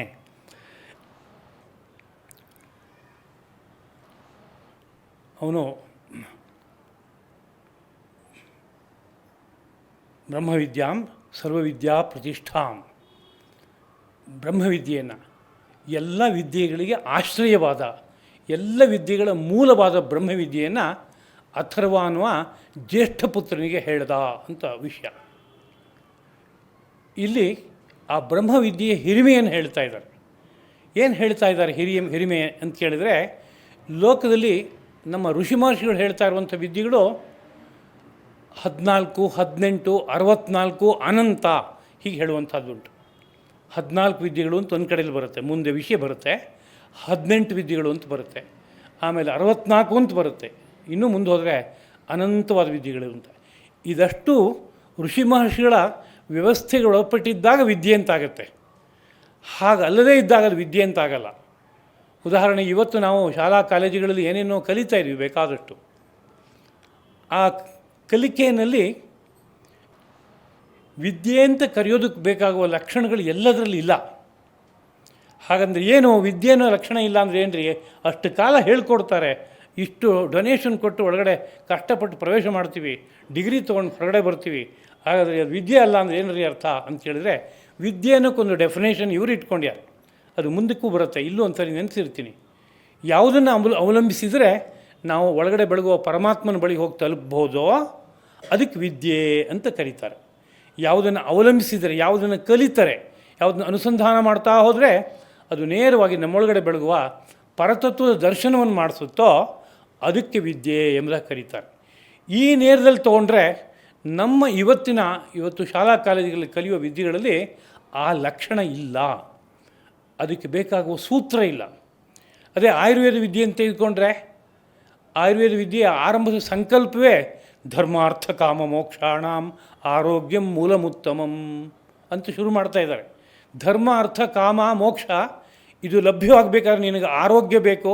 ಆ ಆರೋಗ್ಯದ ಸೂತ್ರವನ್ನು ರೂಪಿಸುವಂತಹ ವಿದ್ಯೆ, ಅಥವಾ ಅನಾರೋಗ್ಯ ಬಂದಿದೆ ಅಂದರೆ ಅದನ್ನು ನಿವೃತ್ತಿ ಮಾಡೋದಕ್ಕೆ ಬೇಕಾಗುವ ಚಿಕಿತ್ಸೆಯನ್ನು ಹೇಳುವಂತಹ ವಿದ್ಯೆ ಅಂತ ಹೇಳುವಾಗ ಇದನ್ನು ಅವಲಂಬಿಸಿದರೆ ನೀನು ಮೋಕ್ಷ ಪರ್ಯಂತವಾಗಿ ತಲುಪ್ಬೋದು ಅಂತಲೇ ಹೇಳುತ್ತೆ. ಯಾವ ವಿದ್ಯೆ ತೆಗೆದುಕೊಂಡ್ರು, ಅದೇ ಕಾವ್ಯ ವಿದ್ಯೆ ಬಗ್ಗೆ ತೆಗೆದುಕೊಂಡ್ರು, ಧರ್ಮಾರ್ಥ ಕಾಮ ಮೋಕ್ಷೇಶು ವೈಚಕ್ಷಣ್ಯಂ ಕಲಾಸು ಚ ಕರೋತಿ ಕೀರ್ತಿಂ ಪ್ರೀತಿಂಚ ಸಾಧು ಕಾವ್ಯ ನಿಷೇವಣಂ. ಒಂದು ಸಾಧು ಕಾವ್ಯವನ್ನು ಸೇವಿಸ್ತಾ ಹೋದರೆ ಧರ್ಮ ಅರ್ಥ ಕಾಮ ಮೋಕ್ಷಗಳಲ್ಲಿ ಒಂದು ವಿಚಕ್ಷಣತೆ ಅಂತ ಅಂದ್ಕೊಡುತ್ತೆ, ನೈಪುಣ್ಯ ಅಂತ ಅಂದ್ಕೊಡುತ್ತೆ ಅಂತ. ಅಂದರೆ ಮೋಕ್ಷ ಪರ್ಯಂತವಾಗಿ ಹೋಗೋಕ್ಕೆ ಬೇಕಾಗುವ ಒಂದು ನೀತಿ ಅಥವಾ ಒಂದು ಸೂತ್ರವನ್ನು ಅದರಲ್ಲಿ ಇಟ್ಟಿದ್ದಾರೆ ಅಂತ ಅರ್ಥ. ಆ ಸೂತ್ರ ಆಧುನಿಕ ವಿದ್ಯೆಗಳಲ್ಲಿ ಇರೋಕ್ಕೆ ಕಾರಣ ಕಂಡು ಬಂದಿಲ್ಲ. ಕಾರಣ ವಿದ್ಯೆಯನ್ನು ಬೆಳೆಸ್ತಾ ಇರುವವರಿಗೆ ಈ ನೇರ ಸಿಕ್ಕಿಲ್ಲ ಕೈಗೆ. ಹಾಗಿರೋದ್ರಿಂದ ಲೋಕಕ್ಕೆ ಅನುಕೂಲ ಆಗುತ್ತೆ ಅನ್ನೋ ಮನಸ್ಸಿನಿಂದ ಅನೇಕ ವಿಷಯಗಳನ್ನು ತಾವು ಕಂಡಿದ್ದನ್ನು ಪ್ರಪಂಚದ ಮುಂದೆ ಇಟ್ಟಿದ್ದಾರೆ, ಶಾಲಾ ಕಾಲೇಜಲ್ಲಿ ಬೆಳೆಸೋದಕ್ಕೆ ಬೇಕಾದ ವ್ಯವಸ್ಥೆ ಮಾಡಿದ್ದಾರೆ. ಅದರಿಂದ ಆ ವಿದ್ಯೆ ಒಂದು ದೃಷ್ಟಿಯಿಂದ ವಿದ್ಯಾಭಾಸ ಎಂಬುದಾಗಿ ಕರೆಯಲ್ಪಡುವಂಥದ್ದಾಗುತ್ತೆ. ವಿದ್ಯಾಭಾಸ ಅಂದರೆ ವಿದ್ಯೆಯಂತೆ ತೋರುತ್ತೆ, ಅದರ ವಾಸ್ತವಿಕವಾಗಿ ವಿದ್ಯೆ ಅಲ್ಲ ಅಂತ ಜ್ಞಾನಿಗಳ ದೃಷ್ಟಿಯಿಂದ ಹೇಳಬೇಕಾಗತ್ತೆ. ಹಾಗಾದ್ರೆ ವಿದ್ಯೆ ಅಂದರೆ ಯಾವುದು ರೀ? ನೀವು ಯಾವುದೋ ಋಷಿಗಳ ವಿದ್ಯೆ ಅಂತ ಹೇಳ್ತಾ ಇದ್ದಾರಲ್ಲ, ಆ ವಿದ್ಯೆಯನ್ನು ಅಧ್ಯಯನ ಮಾಡಿದವ್ರ ಕಥೆ ಹೇಗೆ ಒಂದು ಶೋಧನೆ ಮಾಡೋಣ್ರಿ ಅಂತ ಹೊರಟ್ರೆ ಇವತ್ತು ಅದು ಸ್ವಲ್ಪ ಕಷ್ಟನೇ ಇದೆ. ಉದಾಹರಣೆಗೆ ನಮ್ಮ ಆರ್ಷ ವಿದ್ಯೆಗಳು ಅಂದರೆ ವೇದ, ಇತಿಹಾಸ, ಪುರಾಣ, ಶಾಸ್ತ್ರ ಇವುಗಳನ್ನು ಅಧ್ಯಯನ ಮಾಡಿದ್ರೆ ಧರ್ಮ ಅರ್ಥ ಕಾಮ ಮೋಕ್ಷ ಇವೆಲ್ಲ ಸಿದ್ಧಿಸುತ್ತೆ ಅಂತ ನಮ್ಮ ಗ್ರಂಥಗಳೆಲ್ಲ ಸಾರ್ತಾ ಇದೆ. ಹಾಗಂದರೆ ಇವತ್ತು ಸಂಗೀತ ಕಲಿತೋರು, ಶಾಸ್ತ್ರೀಯ ಸಂಗೀತ ಅಂತ ಇಟ್ಕೊಳ್ಳೋಣ, ಕರ್ನಾಟಕ ಸಂಗೀತ, ಅದು ಉತ್ತರಾದಿ ಬೇಡ, ಉತ್ತರಾದಿ ಬಗ್ಗೆ ಏನೋ ನಮ್ಮ ಕಲ್ಪನೆ ಬೇರೆ ಇದೆ. ಸದ್ಯಕ್ಕೆ ಅವಿಗೆ ಒಂದು ಚಿಂತನೆ ಪಕ್ಕಕ್ಕೆ ಕೇಳೋಣ. ತುಂಬ ಶಾಸ್ತ್ರೀಯ ಅಂತ ನಾವು ಮೆಚ್ತೀವಲ್ಲ ಇಲ್ಲಿರುವ ಕರ್ನಾಟಕ ಸಂಗೀತ ಅಂತ. ಈ ಸಂಗೀತ ಕಲಿತವರಿಗೆ ಏನಾದ್ರು ಮೋಕ್ಷ ಸಿಗ್ತಾ ಇದೆಯಾ? ಭಗವಂತನ ಸಾಕ್ಷಾತ್ಕಾರ ಆಗ್ತಾ ಇದೆಯಾ? ವೀಣೆ ಕಲಿತವ್ರಿಗೆ ಆಗ್ತಾ ಇದೆಯಾ? ವೇಣು ಅದರಲ್ಲಿ ಆಗ್ತಾಯಿದೆಯಾ, ನೃತ್ಯ ಕಲಿತವ್ರಿಗೆ ಆಗ್ತಾಯಿದೆಯಾ, ಸಂಸ್ಕೃತ ಕಲಿತವ್ರಿಗೆ ಆಗ್ತಾಯಿದೆಯಾ, ವೇದ ಕಲಿತವ್ರಿಗೆ ಆಗ್ತಾಯಿದೆಯಾ ಅಂಥೊಂದು ಪ್ರಶ್ನೆ ಇವತ್ತು ಹಾಕ್ಕೋಬೇಕಾದ ವಿಷಯ ಇದೆ. ಆದರೆ ಅದು ಯಾಕೆ ಹೀಗಾಗಿದೆ ಅನ್ನುವಾಗ ಕಲಿಯುವಾಗ ಹೆಚ್ಚು ಕಡಿಮೆ ಮಾಡಿಕೊಂಡ್ರೆ ಅನ್ನೋದೊಂದು ಪ್ರಶ್ನೆ ಇದೆಯಲ್ಲ. ಆ ವಿದ್ಯೆಯನ್ನು ಯಾರು ಕಲಿಸ್ಕೊಡ್ಬೇಕೋ, ಹೇಗೆ ಕಲಿಸ್ಕೊಡ್ಬೇಕೋ, ಹೇಗೆ ಅದನ್ನ ಅನುಸಂಧಾನ ಮಾಡಬೇಕೋ, ಅದಕ್ಕೆ ಬೇಕಾಗಿರುವ ಒಂದು ವ್ಯವಸ್ಥಿತವಾದ ಜೀವನ ಕ್ರಮ ಏನೋ, ಇಷ್ಟು ಇದ್ದಾಗ ಅದರ ಫಲ ಬರ್ತಾ ಇದೆಯಾ ಇಲ್ವೇ ಅಂತ ನೋಡಬೇಕಾಗತ್ತೆ. ಹಾಗಷ್ಟು ಇಲ್ಲದೇ ಇದ್ದಾಗ ಅದರ ಫಲ ಹೆಚ್ಚು ಕಡಿಮೆ ಆಗಿರ್ಬೋದು. ಆದರೆ ಆ ವಿದ್ಯೆಗೆ ಆ ಸಾಮರ್ಥ್ಯ ಇದೆ ಅನ್ನೋದಷ್ಟನ್ನು ನಾವು ಮನಸ್ಸಿಗೆ ತಂದ್ಕೋಬೇಕು. ಬೇರೆ ಎಲ್ಲ ವಿದ್ಯೆಗಳು ಬ್ರಹ್ಮವಿದ್ಯಾ ಅನ್ನೋದು ಏನು ವಿದ್ಯೆ ಇದೆಯೋ ಅಲ್ಲಿಂದ ವಿಸ್ತಾರ ಆಗಿದೆ. ಬ್ರಹ್ಮವಿದ್ಯಾ ಅಂದರೆ ಅರ್ಥ ಆ ಪರಬ್ರಹ್ಮ ಅಂತಲೇ ಅರ್ಥ. ಅದಕ್ಕೆ ಆ ಪರಬ್ರಹ್ಮನನ್ನು ಕುರಿತು ಚಿಂತನೆ ಮಾಡುವಂತಹ ಉಪನಿಷತ್ತೇನಿದೆ, ಅದರೊಳಗಡೆ ಇರುವಂಥ ಅಂಶಗಳೇನೇನಿದೆ ಅದನ್ನೆಲ್ಲ ಬ್ರಹ್ಮವಿದ್ಯಾ ಅನ್ನೋ ಪದದಲ್ಲಿ ಕರೀತಾರೆ. ಆ ಬ್ರಹ್ಮವು, ಆ ಬ್ರಹ್ಮಕ್ಕೆ ಸಂಬಂಧಪಟ್ಟಂತಹ ಯಾವ ಉಪನಿಷತ್ ಅರ್ಥ ಎಂಬುದೇನಿದೆ ಅದು, ಇವೆಲ್ಲವೂ ಒಂದು ದೃಷ್ಟಿಯಿಂದ ಎಲ್ಲ ಭಾರತೀಯ ವಿದ್ಯೆಗಳು, ಆರ್ಷ ವಿದ್ಯೆಗಳೇನಿದೆ ಅದರ ಮೂಲ ಅದು, ಅಲ್ಲಿಂದ ಹುಟ್ಟಿ ಬೆಳೆದು ಬಂದಿದೆ. ಆದ್ದರಿಂದ ಎಲ್ಲ ವಿದ್ಯೆಗಳು, ಆರ್ಷ ವಿದ್ಯೆಗಳು ಪ್ರತಿಷ್ಠೆಯನ್ನು ಹೊಂದಿರುವಂತಹದ್ದು, ಮೂಲ ನೆಲೆಯನ್ನು ಹೊಂದಿರುವುದು ಎಲ್ಲಿ ಅಂದರೆ ಆ ಬ್ರಹ್ಮವಿದ್ಯೆಯಲ್ಲಿ ಅಂತ ಜ್ಞಾಪಿಸ್ತಾ ಇದೆ. ಹಾಗಿರೋದ್ರಿಂದಲೇ ಈ ಆರ್ಷ ವಿದ್ಯೆಗಳನ್ನು ಯಾವುದನ್ನೇ ಒಂದನ್ನು ವ್ಯವಸ್ಥಿತವಾಗಿ ಅಧ್ಯಯನ ಮಾಡ್ತಾ ಹೋದರೆ ಕ್ರಮವಾಗಿ ಆ ಪರಬ್ರಹ್ಮ ಸಾಕ್ಷಾತ್ಕಾರಕ್ಕೆ ಹೋಗಿ ತಲುಪುತ್ತೆ. ಅಲ್ಲಿಂದ ಬಂದಿರೋದ್ರಿಂದ ಅಲ್ಲಿ ಕರ್ಕೊಂಡು ಹೋಗಿ ತಲುಪಿಸುತ್ತೆ ಅನ್ನುವ ಆಶಯವನ್ನು ಕೊಡ್ತಾ ಇದ್ದಾರೆ.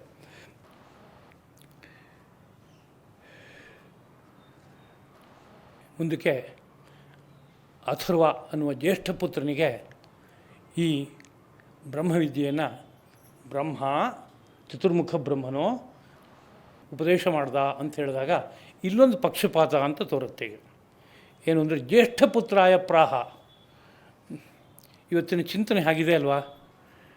ಹಿಂದಿನ ಕಾಲದಲ್ಲಿ ಮನೇಲಿ 4 ಜನ ಮಕ್ಕಳಿದ್ದಾರೆ, ಮುಂದಕ್ಕೆ ಆಸ್ತಿ ವಿಭಾಗ ಆಗಬೇಕು ಅಂದರೆ ತಂದೆ ತಾಯಿಗಳ ಪಾರ್ಟ್ ಮರೆತು ಬಿಡೋಣ. ಈಗ ಮಕ್ಕಳಿಗೆ ಹಂಚ್ಬಿಡ್ತೀವಿ ಅಂತ ಹೊರಟಿಯಾರೆ ಅಂತ ಇಟ್ಕೊಳ್ಳೋಣ. 4 ಜನ ಮಕ್ಕಳಿದ್ರೆ 5 ಪಾಲು ಮಾಡಬೇಕು ಅಂತ, 5 ಪಾಲು ಮಾಡಿ 2 ಪಾಲು ಹಿರಿಯ ಮಗಂಗೆ ಕೊಡಬೇಕು ಅಂತ. ಇದು ಇವತ್ತಿನ ದೃಷ್ಟಿಯಿಂದ ಇದು ಪಕ್ಷಪಾತ ಅಂತ ಆಗಿಬಿಟ್ಟಿದೆ. ಇವತ್ತು ನಮ್ಮ ಲಾ ಏನು ಮಾಡಿದೆ, ಎಲ್ಲರಿಗೂ ಸಮವಾಗಿ ವಿಭಾಗ ಮಾಡಬೇಕು ಅಂತ ಮಾಡಿಬಿಟ್ಟಿದೆ. ಅಂದರೆ ಹಿಂದಿನವ್ರಿಗೆ ಬುದ್ಧಿ ಇರಲಿಲ್ಲ ಅಂತ ತೀರ್ಮಾನ ಕೊಟ್ಟಾಗಿದೆ ಅಂತ ಅರ್ಥ. ಅಲ್ಲಿಗೆ ನಾವು ಮಹಾ ಬುದ್ಧಿಶಾಲಿಗಳು ಅಂತ ಆಗಿಬಿಟ್ಟಿದ್ದೀವಿ ಇವತ್ತು. ಅಂದರೆ ಇಲ್ಲಿ ಹಿಂದ್ಗಡೆಯಲ್ಲಿ ಏನೋ ಜ್ಯೇಷ್ಠ ಪುತ್ರ ಅಂತೊಂದು ಹೇಳ್ತಾ ಇದ್ದಾರಲ್ಲ, ಜ್ಯೇಷ್ಠ ಪುತ್ರ ಅಂದರೆ ಹಿರಿಯ ಮಗ, ಮೊದಲ ಮಗ ಅಂತ ಅರ್ಥ. ಅವನಿಗೇನೋ ಒಂದು ವಿಶೇಷ ಸ್ಥಾನ ಇದೆ ಅನ್ನೋ ವಿಷಯವನ್ನು ಹೇಳ್ತಾ ಇದೆ. ಸ್ಮೃತಿ ಗ್ರಂಥಗಳಲ್ಲಿ ಹೇಳೋದುಂಟು, ಜ್ಯೇಷ್ಠೇನ ಜಾತ ಮಾತ್ರೇಣ ಪುತ್ರೀ ಭವತಿ ಮಾನವ. ಜ್ಯೇಷ್ಠೇನ ಜಾತ ಮಾತ್ರೇಣ, ಮೊದಲನೇ ಮಗ ಹುಟ್ಟಿದೊಡನೆ ಮನುಷ್ಯ ಪುತ್ರಿ ಅಂತ ಆಗ್ತಾನೆ ಅಂತ, ಪುತ್ರವಂತ ಅಂತ ಆಗ್ತಾನೆ ಅಂತ. ಅಂದರೆ ಅದೇನೋ ಒಂದು ಹೆಚ್ಚುಗಾರಿಕೆ ಅನ್ನೋ ಅಭಿಪ್ರಾಯದಲ್ಲಿ ಹೇಳ್ತಾ ಇದ್ದಾರೆ. ಒಬ್ಬ ಮಗನನ್ನು ಪಡೆಯೋದು ತುಂಬ ಮುಖ್ಯವಾದ ಹೆಚ್ಚುಗಾರಿಕೆ ವಿಷಯ ಅಂತ ಇಟ್ಕೊಂಡಿದ್ದಾರೆ. ಯಾಕೆ ಅಂತ ಅರ್ಥ ಮಾಡ್ಕೋಬೇಕಾದ್ರೆ ಇನ್ನು ವಿಸ್ತಾರವಾಗಿ ಮಾತಾಡಬೇಕಾಗತ್ತೆ. ಇಲ್ಲೆಲ್ಲ ತಪ್ಪು ಅಭಿಪ್ರಾಯಗಳು ಸಮಾಜದಲ್ಲಿ ಬೆಳೆದಿದೆ. ಗಂಡು ಹೆಣ್ಣು ಎರಡನ್ನೂ ಈಕ್ವಲ್ ಆಗಿ ನೋಡಬೇಕಾಗಿತ್ತಲ್ಲ ಅಂತ. ಅದಕ್ಕೆ ಉತ್ತರ ಕೊಡಬೇಕಾದ್ರು ಎರಡೂ ಒಂದೇ ತರಹ ಇಲ್ವಲ್ಲ ಅಂತ ಉತ್ತರ ಕೊಡೋದು ಸುಲಭವಾದ ಉತ್ತರ. ಗಂಡಾಗಿದೆ ಹೆಣ್ಣಾಗಿದೆ ಎರಡು ಒಂದಾಗಿದ್ದರೆ ಒಂದೇ ತರಹ ಟ್ರೀಟ್ಮೆಂಟ್ ಮಾಡ್ಬೋದಿತ್ತು. ಒಂದೊಂದೊಂದು ಥರ ಇದೆಯಲ್ಲ, ನಾವೇನು ಮಾಡೋದು ಹೇಳಿ. ಅಂಗಡಿಗೆ ಹೋದರೆ ಬಾಳೆಹಣ್ಣು, ಪಚ್ಚ ಬಾಳೆಹಣ್ಣು ಒಂದು ರೇಟು, ರಸಬಾಳೆಹಣ್ಣು ಇನ್ನೊಂದು ರೇಟು, ಅದು ನಂಜನಗೂಡು ರಸಬಾಳೆಹಣ್ಣು ಇನ್ನೊಂದು ರೇಟು, ಚಂದ್ರ ಬಾಳೆಹಣ್ಣು ಇನ್ನೊಂದು ರೇಟು. ಯಾಕಿದೆಲ್ಲ ಹೇಳಿ? ಪಕ್ಷಪಾತ ಬಿಟ್ಬಿಡಿ ಪೂರ್ತಿ, ಎಲ್ಲವನ್ನು ಏಕರೂಪದಲ್ಲಿ ನೋಡಿ. ಎಲ್ಲಿ ನೋಡ್ತಾ ಇದ್ದೀರಿ ನೀವು? ಇಲ್ಲ, ಅಲ್ಲಲ್ಲಿರೋ ವ್ಯತ್ಯಾಸವನ್ನು ಉಳಿದಿದ್ದೆಲ್ಲ ವಿಷಯಕ್ಕೆ ಗುರುತಿಸ್ತಾ ಇದ್ದೀರಿ.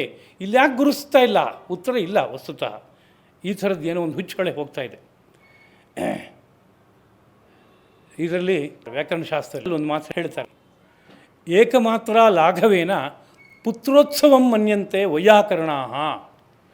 ವ್ಯಾಕರಣಶಾಸ್ತ್ರಕಾರರು ತಾವು ಮಾತನಾಡುವಾಗ ಒಂದು ಮಾತ್ರಾ ಕಾಲ ಅ ಅಂತ ಒಂದು ಅಕ್ಷರ ಉಚ್ಚರಿಸ್ಬೇಕಾದ್ರೆ ಎಷ್ಟು ಕಾಲ ಬೇಕೋ ಅದಕ್ಕೆ ಒಂದು ಮಾತ್ರಾ ಕಾಲ ಅಂತ ಕರೀತಾರೆ.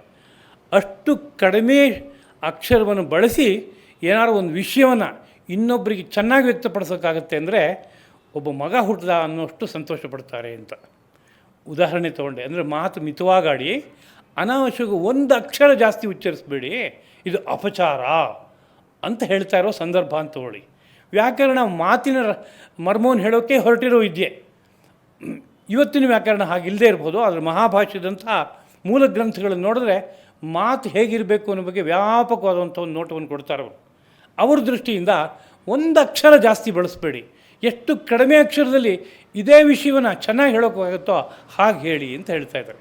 ಆ ಸಂದರ್ಭದಲ್ಲಿ ಆಡಿದ ಮಾತೇನಪ್ಪ ಅಂದರೆ, ಒಂದು ಮಾತ್ರಾ ಕಾಲವನ್ನು ಉಳಿಸಿದೆ ನಾನು, ಬಳಸಲಿಲ್ಲ ನಾನು ಅಂತಾದರೆ ನನಗೆ ಪುತ್ರೋತ್ಸವ ಆದಂತೆ ಆಯಿತು ಅಂತ ವ್ಯಾಕರಣಶಾಸ್ತ್ರಜ್ಞ ಭಾವಿಸ್ತಾನೆ ಅಂತ. ಅಂದರೆ ಪುತ್ರೋತ್ಸವ ಅನ್ನೋದು ಬಹಳ ದೊಡ್ಡ ವಿಚಾರ ಅಂತ ಅರ್ಥ. ಅದಕ್ಕೆ ಜೀವನದಲ್ಲಿ ಏನಾದರೂ ಒಬ್ಬ ಮನುಷ್ಯ ಅದ್ಭುತವಾದ ಸಾಧನೆ ಮಾಡಬೇಕು ಅಂದರೆ ಏನಂದರೆ ಒಂದು ಪುತ್ರೋತ್ಸವವನ್ನು ಕಾಣಬೇಕು ಅಂತ, ಅದಾದರೆ ಧನ್ಯ ಅಂತ ಭಾವಿಸ್ತಾ ಇದ್ದಾರೆ. ಇದು ಏನು ಅಂತ ಪ್ರಶ್ನೆ ಮೊದಲನೇದು. ಇನ್ನು ಜ್ಯೇಷ್ಠ ಪುತ್ರ ಅವನಿಗೆ ಯಾಕೆ ಇಷ್ಟು ಪ್ರಾಧಾನ್ಯ ಅಂತ ಏನೋ ಒಂದು ಕಾರಣ ಇದೆ. ಏನು ಕಾರಣ ಇದೆ? ಸೃಷ್ಟಿ ವಿಸ್ತಾರಕ್ಕೆ ಬೇಕಾಗುವ ಒಂದು ನೀತಿ ಇದೆ. ಆ ನೀತಿ ಏನು ಅಂದರೆ, ತನ್ನಂತೆ ತನ್ನ ಮುಂದಿನ ಸಂತತಿ ಆಗ್ತಾ ಹೋಗಬೇಕು. ಪ್ರಾಣಿ ಪಕ್ಷಿಗಳೆಲ್ಲ ತಮ್ಮಂತೆ ಮುಂದಕ್ಕೆ ಸಂತತಿಯನ್ನು ಬೆಳೆಸ್ತಾ ಹೋಗ್ತಾ ಇರೋದ್ರಿಂದ ಈವರೆಗೆ ನಾವು ಆನೆ ನೋಡೋಕ್ಕಾಗತ್ತೆ, ಹುಲಿ ನೋಡೋಕ್ಕಾಗ್ತಾಯಿದೆ, ಸಿಂಹ ನೋಡೋಕ್ಕಾಗ್ತಾಯಿದೆ. ಅವುಗಳೆಲ್ಲ ಫ್ಯಾಮಿಲಿ ಪ್ಲ್ಯಾನಿಂಗ್ ಏನಾದ್ರು ಅಪ್ಲೈ ಮಾಡ್ಕೊಂಡಿದ್ರೆ ಇವತ್ತು ಇದು ಯಾವುದೂ ನಮಗೆ ಸಿಗ್ತಾ ಇರಲಿಲ್ಲ ಅಂಥ ಪರಿಸ್ಥಿತಿ. ಹಾಗೆ ವಿಸ್ತಾರ ಆಗ್ತಾ ಇರುವಾಗ ಅದಕ್ಕೆ ಬೇಕಾಗುವ ವ್ಯವಸ್ಥೆ ಮೈನೊಳಗಡೆ ಇದೆ, ತಾನಾಗೇ ಇದೆ. ಅದು ಯಾರೂ ಸೃಷ್ಟಿ ಮಾಡ್ಕೊಂಡಿದ್ದಲ್ಲ, ಹೊಸದಾಗಿ ತಾನಾಗೇ ಇದೆ. ಆ ವ್ಯವಸ್ಥೆಯಲ್ಲಿ ಒಂದು ರೀತಿಯಾದಂಥ ನಡೆ ಇದೆ. ಏನು ನಡೆ ಇದೆ ಅಂದರೆ, ತನ್ನ ಶರೀರಕ್ಕೆ ಸದೃಶವಾದ ಇನ್ನೊಂದು ಶರೀರವನ್ನು ಹುಟ್ಟಾಕಿದ ಕೂಡಲೇ ಅಥವಾ ದರ್ಶನ ಮಾಡಿದ ಕೂಡಲೇ ಒಂದು ಪೂರ್ಣವಾದ ಸಂತೃಪ್ತಿ ಬಂದ್ಬಿಡುತ್ತೆ. ನನ್ನ ಕರ್ತವ್ಯ ಮುಗೀತು ಅನ್ನೋ ರೀತಿಯಾದ ಒಂದು ಸಂತೃಪ್ತಿ ಬರುತ್ತೆ. ಇದನ್ನೇ ಪುತ್ರೋತ್ಸವ ಎಂಬುದಾಗಿ ಕರೀತಾರೆ. ಇದು ಬರುತ್ತೆ ಅಂದರೆ ಯಾರೋ ಹೇಳಿಕೊಟ್ಟು ಬರೆಸಿದ್ದಲ್ಲ. ಇದು ಸೃಷ್ಟಿಯಲ್ಲಿ ಸಹಜವಾಗಿ ಹಾಗೆ ಆಗುತ್ತೆ ಅನ್ನೋ ವಿಷಯ ಇದೆ. ಸಮಾಧಾನವಾಗಿ ಅರ್ಥ ಮಾಡ್ಕೋಬೇಕಾದ ಜವಾಬ್ದಾರಿ ಇರ್ಬೋದು ಅಷ್ಟೇ. ತನ್ನ ಕರ್ತವ್ಯ, ಪ್ರಧಾನವಾದ ಕರ್ತವ್ಯ ಮುಗೀತು, ಒಂದು ಋಣ ತೀರ್ತು, ಪಿತೃಗಳ ಋಣವನ್ನು, ಸಾಲವನ್ನು ನನ್ನ ಕಳಿಸಿದಂತಾಯಿತು ಅಂತೇನೋ ಪರಮ ಸಂತೃಪ್ತಿ ಒಂದು ಹುಟ್ಟುತ್ತೆ ಅಂತ ಹೇಳುತ್ತೆ. ಹೀಗಿರೋದ್ರಿಂದಲೇ ಮೊದಲನೇ ಮಗನನ್ನು ಧರ್ಮಜ ಪುತ್ರ ಅಂತ ಕರೀತಾರೆ. ಮುಂದಿನ ವಿಷಯದ ಬಗ್ಗೆ ಯಾರು ಬೇಜಾರು ಮಾಡ್ಕೋಬೇಡಿ. ಉಳಿದ ಮಕ್ಕಳನ್ನು ಕಾಮಜ ಪುತ್ರರು ಅಂತ ಕರೀತಾರೆ. ಕಾಮದ ಕಾರಣದಿಂದ ಬೆಳೆದ ಮಕ್ಕಳುಗಳು ಅಂತ ಕರೀತಾರೆ. ಪ್ರಥಮ ಪುತ್ರ ಅಷ್ಟು ಹಿರಿದಾದವನು ಯಾಕೆ ಅಂತ ಕೇಳಿದರೆ, ಅವನು ಆವಿರ್ಭವಿಸುವವರೆಗೆ ಈ ಮೈಯಲ್ಲಿ, ಆ ಸ್ತ್ರೀಯ ಮೈಯಲ್ಲಿ ಯಾವ ಒಂದು ವಿಶಿಷ್ಟವಾದ ತವಕ ಇರುತ್ತೋ, ತೀವ್ರತೆ ಇರುತ್ತೋ, ಆ ತೀವ್ರತೆ ಅಲ್ಲಿಗೆ ಮುಕ್ತಾಯ ಆಗಿಬಿಡುತ್ತೆ. ಮೊದಲನೇ ಮಗ ಬಂದ ಕೂಡಲೇ. ಅನಂತರದಲ್ಲಿ ಆ ತೀವ್ರತೆ ಉಳ್ಕೊಳ್ಳಲ್ಲ. ಆಗ ಹುಟ್ಟುವ ಮಕ್ಕಳು ಸ್ವಲ್ಪ ಸ್ವರೂಪದಲ್ಲಿ ಭಿನ್ನರಾಗ್ತಾರೆ. ಈ ಕಾರಣವೇ ಏನಾದ್ರು ಒಂದು ಉತ್ತರ ಕ್ರಿಯಾ ಅನ್ನೋ ರೀತಿಯಾದ ಕರ್ಮ ನಡಿಬೇಕು ಅಂತ ಆದಾಗ ಜ್ಯೇಷ್ಠ ಪುತ್ರ ಮುಂದೆ ನಿಂತ್ಕೋತಾನೆ, ಉಳಿದವರೆಲ್ಲ ಹಿಂದಕ್ಕೆ ನಿಂತ್ಕೋತಾರೆ. ತಾಯಿಗೆ ಸಂಬಂಧಪಟ್ಟಂತಹ ಕಾರ್ಯ ಅಂತಂದರೆ ಕಿರಿಯ ಮಗ ಮುಂದೆ ನಿಂತ್ಕೋತಾನೆ. ಹೀಗಿದೆ ಅನೇಕ ಕಾರ್ಯಗಳಲ್ಲಿ. ಅದಕ್ಕೆ ಕಾರಣ, ಕಿರಿಯ ಮಗನಿಗೆ ತಾಯಿಯ ಧರ್ಮ ತುಂಬ ಜಾಸ್ತಿ ಬರುತ್ತೆ, ಹಿರಿಯ ಮಗನಿಗೆ ತಂದೆ ಧರ್ಮ ಜಾಸ್ತಿ ಬರುತ್ತೆ. ಅಂದರೆ ಇದು ಒಂದು ಲೆಕ್ಕಾಚಾರದಲ್ಲಿ ಸಂತತಿಯನ್ನು ಪಡಿತಾ ಇದ್ದರೆ ಅಂತ ಅಂದ್ಕೋಬೇಕು. ಲೆಕ್ಕಾಚಾರದಲ್ಲಿ ಅಂದರೆ ನಮ್ಮ ಭಾರತೀಯ ಚಿಂತನೆಯಲ್ಲಿ ಒಂದು ವಿವಾಹ ಅಂದರೆ ಗಂಡಿಗೆ ಕಡೇ ಪಕ್ಷ 6 ವರ್ಷ ಜಾಸ್ತಿ ಇರಬೇಕು ಹೆಣ್ಣಿಗಿಂತ ಅಂತ. ಇವತ್ತು ಈ ನೀತಿಯೆಲ್ಲ ಹೊರಟೋಗಿದೆ. ಅದಲ್ಲದೆ ನಾನಾ ರೀತಿಯಾದಂಥ ಪರಿಶೀಲನೆಯಲ್ಲಿ ಗಂಡಿಗೆ ಒಂದು ವಿಶೇಷವಾದ ಸ್ಥಾನ ಜಾಸ್ತಿ ಇರಬೇಕು, ಸ್ತ್ರೀಗೆ ಹಾಗಲ್ಲ. ಯಾಕೆಂದರೆ ಸ್ತ್ರೀಯು ಶಿಷ್ಯಳಿದ್ದ ಹಾಗೆ, ಪತಿಯು ಗುರುವಿದ್ದ ಹಾಗೆ ಅಂತ ಅಂದಾಗ ಗುರು ಶಿಷ್ಯರಿಗೆ ಒಂದು ಅಂತರ ಇರಲೇಬೇಕು. ಇಲ್ಲದವ್ರ ಅನುಭವ ಎಲ್ಲಿಂದ ಸಾಧ್ಯ, ಸಿದ್ಧಿಗಳೆಲ್ಲಿಂದ ಸಾಧ್ಯ, ಸಾಮರ್ಥ್ಯಗಳೆಲ್ಲಿಂದ ಹೆಗ್ಗಕ್ಕೆ ಸಾಧ್ಯ ಆಗುತ್ತೆ. ಅಂದರೆ ವಯಸ್ಸಿನ ಅಂತರ ಅಷ್ಟು ಇರಲೇಬೇಕು ಅಂತ ಹೇಳಿದೆ. ಈ ವಿಷಯಗಳಿಗೆಲ್ಲ ಇವತ್ತು ಏರುಪೇರುಗಳಿದೆ. ಅದನ್ನು ಯಾವುದನ್ನು ನಿಂದೆ ಮಾಡೋ ಉದ್ದೇಶದಿಂದ ಮಾತಾಡ್ತಾ ಇಲ್ಲ. ನಮ್ಮಲ್ಲಿ ಎಷ್ಟೋ ಬೇರೆ ಬೇರೆ ಥರದ ವಿವಾಹಗಳಾಗಿದೆ.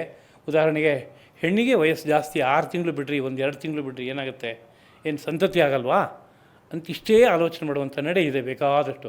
ಸಂತತಿ ಆಗುತ್ತೆ, ಆದರೆ ಸಂತತಿ ಅಂತ ಕರಿಬೇಕಾದ್ರೆ ಮೂಲ ರೂಪದ ಬೆಳವಣಿಗೆ ಅಲ್ಲಿರಬೇಕು.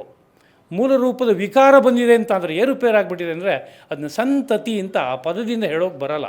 ಹಾಗಿರೋದ್ರಿಂದ ಹೀಗೇ ಇರಬೇಕು ಅಂತ ಒಂದು ನೀತಿ ಇದೆ.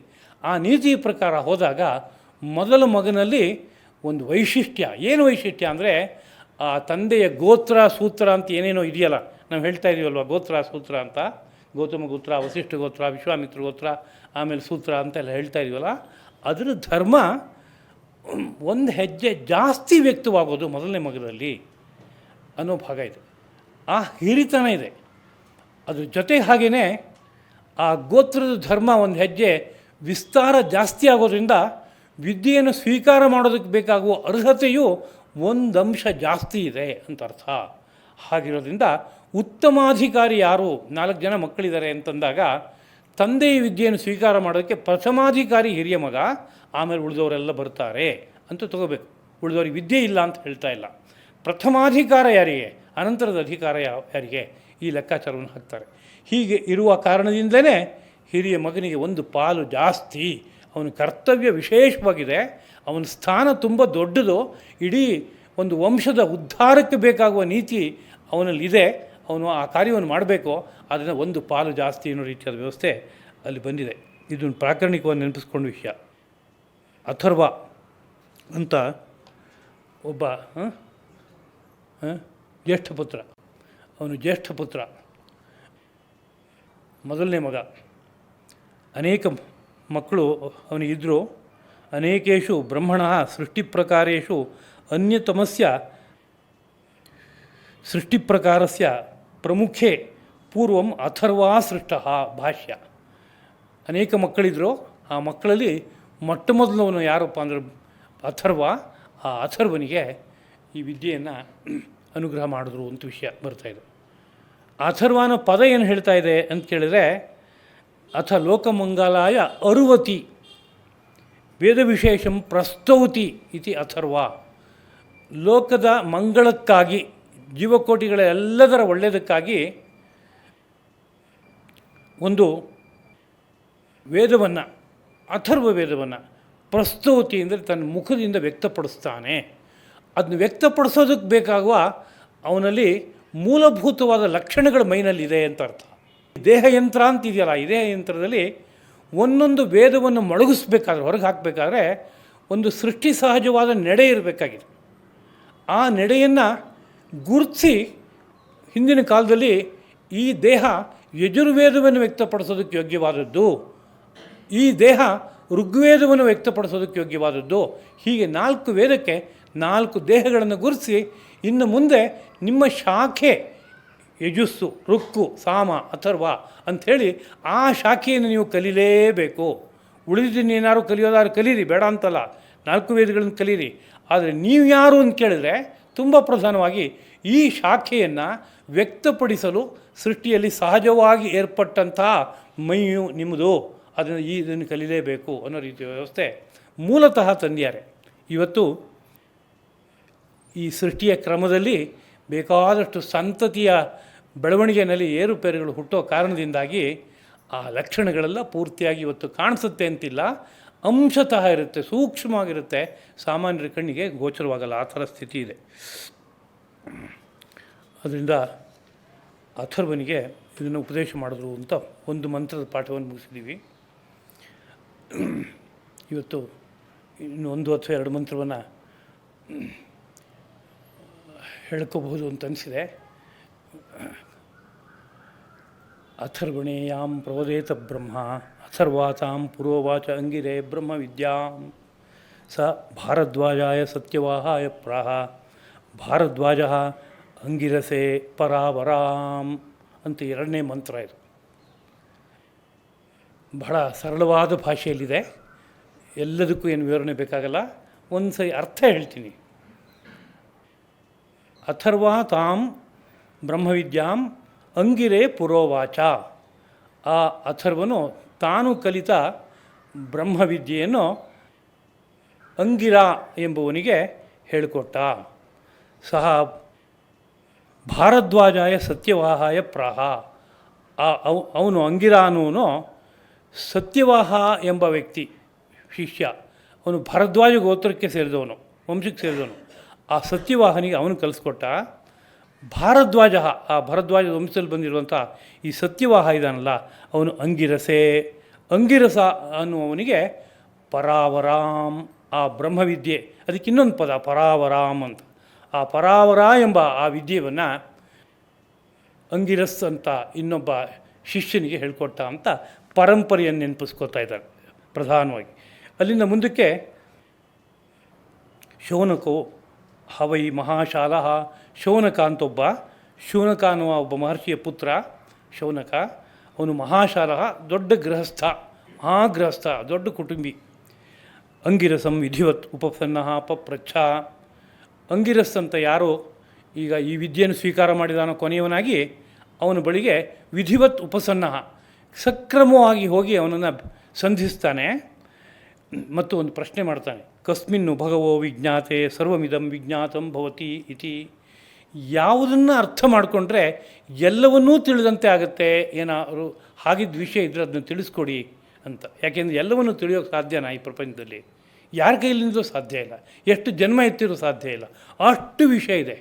ಆದರೆ ಯಾವುದನ್ನು ತಿಳಿದ್ರೆ ಎಲ್ಲವನ್ನೂ ತಿಳಿದಂತಾಗುತ್ತೋ ಅಂಥದ್ದೊಂದನ್ನು ತಿಳಿಯೋದಾದರೆ ತಿಳಿಬಹುದು ನಾನು, ಆ ವಿಷಯವನ್ನು ತಿಳಿಸಿ ಎಂಬುದಾಗಿ ಪ್ರಶ್ನೆ ಹಾಕ್ತಾನೆ.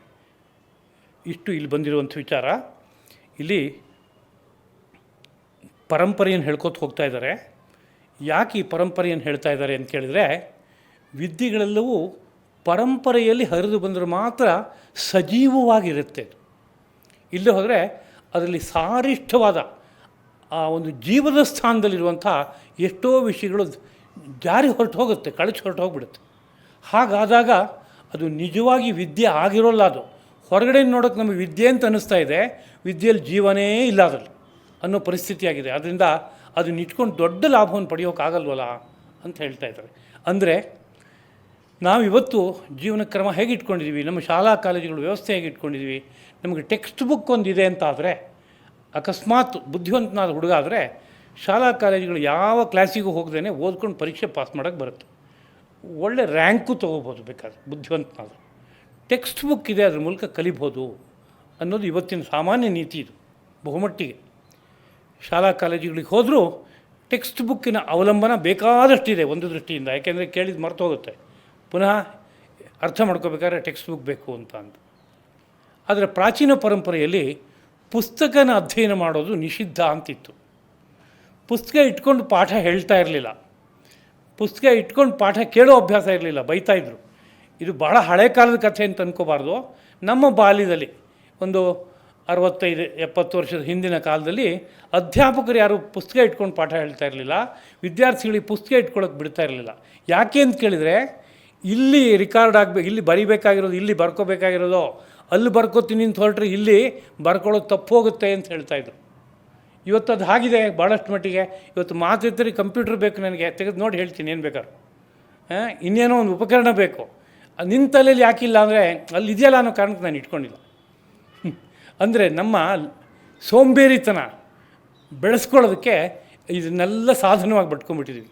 ಇಲ್ಲಿ ಅಪಾರವಾದ ಸಾಮರ್ಥ್ಯ ಇದೆ, ಏನು ಬೇಕಾದರೂ ಇದರಲ್ಲಿ ಸಂಗ್ರಹ ಮಾಡೋಕ್ಕಾಗತ್ತೆ, ಅಷ್ಟು ಅದ್ಭುತವಾದ ಸಾಮರ್ಥ್ಯ ಇದೆ. ಆದರೆ ಅದು ಬಳಸ್ಕೋತಾ ಹೋದ್ರೆ ಮಾತ್ರ ಅದರ ಸಾಮರ್ಥ್ಯ ಉಳ್ಕೊಳ್ಳುತ್ತೆ. ಅದನ್ನ ಬಳಸದೆ ಹೋದ್ರೆ ಅದು ಹಾಳಾಗ್ಬಿಡುತ್ತಲ್ಲ. ಇದನ್ನು ಅರ್ಥ ಮಾಡಿಕೊಂಡವರು ವಿದ್ಯೆಯನ್ನು ಪೂರ್ಣವಾಗಿ ನೀವು ಬುದ್ಧಿಯಲ್ಲಿ ಧಾರಣೆ ಮಾಡಬೇಕು, ಹೃದಯದಲ್ಲಿ ಇಟ್ಕೋಬೇಕು. ಸಮಯ ಬಂದಾಗ ಯಾವಾಗ ಕೇಳಿದರೂ ಅದು ಹೊರಗಡೆ ಬರೋ ತರಹ ಇರಬೇಕು, ಹಾಗೆ ಅದನ್ನು ರೂಢಿಸ್ಕೋಬೇಕು ಅನ್ನೋ ವ್ಯವಸ್ಥೆ ಅಂತಂದಿದ್ರು. ಜೊತೆಗೆ ವಿದ್ಯೆಯನ್ನು ಗುರು ಹೇಳ್ಕೊಡ್ಬೇಕು, ಶಿಷ್ಯ ಕೇಳಬೇಕು, ಅದನ್ನು ಧರಿಸಬೇಕು. ಅವನು ಧರಿಸಿದ ನಂತರ ಅವನ ಮುಂದಿನ ಶಿಷ್ಯರಿಗೆ ಹೇಳ್ಕೊಡ್ಬೇಕು. ಇದೇ ಪರಂಪರೆ ಎಂಬುದಾಗಿ ಕರೀತಾಯಿದ್ರು. ಪರಾವರ ಅಂತ ಈ ವಿದ್ಯೆಗೆ ಹೆಸರು ಬಂದಿದ್ದಕ್ಕೂ ಕಾರಣ ಏನಪ್ಪ ಅಂದರೆ, ಪರನಾದ ವ್ಯಕ್ತಿಯಿಂದ ಅವರನಿಗೆ ಹರಿದು ಬರುವಂತಹದ್ದು. ಪರನಾದ ವ್ಯಕ್ತಿಯಿಂದ ಅಂದರೆ ಹಿರಿದಾದ ವ್ಯಕ್ತಿಯಿಂದ, ನನಗಿಂತ ದೊಡ್ಡದಾದ ವ್ಯಕ್ತಿಯಿಂದ, ಗುರುಸ್ಥಾನದಲ್ಲಿರೋ ವ್ಯಕ್ತಿಯಿಂದ ನನಗೆ ಬರುವಂತಹದ್ದು, ಹಿರಿಯರಿಂದ ಕಿರಿಯರಿಗೆ ಬರುವಂತಹದ್ದು, ಹರಿದು ಬರುವಂತಹದ್ದು ಅನ್ನೋ ಅರ್ಥದಲ್ಲಿ ಇದಕ್ಕೆ ಪರಾವರ ಅಂತ ಇನ್ನೊಂದು ಶಬ್ದವನ್ನು ಬಳಸ್ತಾರೆ. ಈ ಬ್ರಹ್ಮವಿದ್ಯೆ ಅನ್ನೋದು ಪರಾವರ ರೂಪವಾಗಿ ಬರಬೇಕು ಅಂತ. ಅದಕ್ಕೆ ಕಾರಣ ಏನು ಅಂತ ಕೇಳಿದರೆ, ವಿದ್ಯೆಯನ್ನು ಕಲಿಯೋದು ಅನ್ನೋದ್ರ ದ್ವಾರ ಒಳಗಡೆ ಇರುವಂತಹ ತತ್ವವನ್ನು ದರ್ಶನ ಮಾಡಬೇಕು ಅನ್ನೋದೇ ಪ್ರಧಾನವಾದ ಉದ್ದೇಶ. ಒಳಗಡೆ ಭಗವಂತ ಬೆಳಗ್ತಾ ಇದ್ದಾನೆ, ಜ್ಞಾನಾನಂದ ಸ್ವರೂಪಿ, ಅದ್ಭುತವಾದಂತಹ ಒಂದು ಬೆಳಕು, ಅಪಾರವಾದ ಆನಂದ ತುಂಬಿರುವಂತಹದ್ದು. ಒಮ್ಮೆ ದರ್ಶನ ಮಾಡಿದ್ರೆ ಸಾಕು, ಇಡೀ ಜೀವನದಲ್ಲಿ ನಾನಾ ಥರದ ಪರಿವರ್ತನೆಗಳನ್ನು ಕೊಟ್ಬಿಡುತ್ತೆ. ಅದು ಜೀವನದ ಧನ್ಯತೆಯನ್ನು ತಂದುಕೊಡುತ್ತೆ. ಅದೊಂದು ವಿಶಿಷ್ಟವಾದ ಅನುಭವ. ಅದಕ್ಕಾಗಿ ನಿರಂತರವಾಗಿ ಪ್ರಯತ್ನ ಪಡಬೇಕಾದ್ದು ಮಾನವನ ಕರ್ತವ್ಯ ಅಂತ ಋಷಿ ಮಹರ್ಷಿಗಳು ಸಾರ್ತಾ ಇದ್ದಾರೆ. ಯಾಕೆಂದರೆ ಮಾನವ ಶರೀರ ಇದ್ದಾಗ ಮಾತ್ರ ಅದನ್ನು ಪಡೆಯೋಕ್ಕಾಗತ್ತೆ, ಬೇರೆ ಯಾವ ಶರೀರದಲ್ಲೂ ಪಡೆಯೋಕ್ಕಾಗಲ್ಲ. ಹಾಗಿರೋದ್ರಿಂದ ಅತ್ಯಂತ ಆದ್ಯವಾದ ಮುಖ್ಯವಾದ ಕರ್ತವ್ಯ ಅದು ಅಂತ ಹೇಳುತ್ತೆ. ಹಾಗೆ ಆ ವಿದ್ಯೆಯನ್ನು ಅರ್ಥ ಮಾಡ್ಕೋಬೇಕಾದ್ರೆ ಹೇಳುಗ ಬರೀ ಒಂದು ಇನ್ಫಾರ್ಮೇಷನ್ ಹೊರಗಡೆ ಕೊಡ್ತಾನೆ ಅಂತ ತಗೋಬಾರ್ದು. ಹಾಗಿಲ್ಲ. ಇನ್ಫಾರ್ಮೇಷನ್ ಅಂದರೆ ಬರೀ ಒಂದು ಸಮಾಚಾರ, 3ಕ್ಕೆ 3 ಸೇರಿಸಿದ್ರೆ 6 ಇಷ್ಟೇ ಹೇಳಿದ್ರೆ ಒಂದು ಸಮಾಚಾರ. ಇವತ್ತು ನಾವು ಒಂದು ಸೈನ್ಸ್ ಲ್ಯಾಂಗ್ವೇಜ್ ಅಂತ ನೋಡ್ತೀವಲ್ಲ, ವಿಷಯವನ್ನು ಹೇಳುವಾಗ ಅಲ್ಲಿ ರಸಭಾವಗಳಿಗೆ ವಿಶೇಷವಾದ ಯಾವುದೇ ರೀತಿಯ ಸ್ಥಾನ ಇಲ್ಲ. ಗಣಿತ ಇದ್ದ ಹಾಗೆ ಇದಕ್ಕೆ ಸೇರಿಸಿದ್ರೆ ಇದು ಹೀಗಾಗತ್ತೆ, ಇದು ಈ ಕಾರಣದಿಂದ ಹೀಗೆ ನೆಲೆ ನಿಂತಿದೆ, ಇಲ್ಲಿ ಈ ಪ್ರಿನ್ಸಿಪಲ್ ಇದೆ, ಇಷ್ಟೇ ಹೇಳ್ಕೊಂಡು ಹೋಗುವಂಥದ್ದಾಗಿದೆ. ಅದರ ಆರ್ಷ ವಿದ್ಯೆಗಳಲ್ಲಿ ಹಾಗಿಲ್ಲ.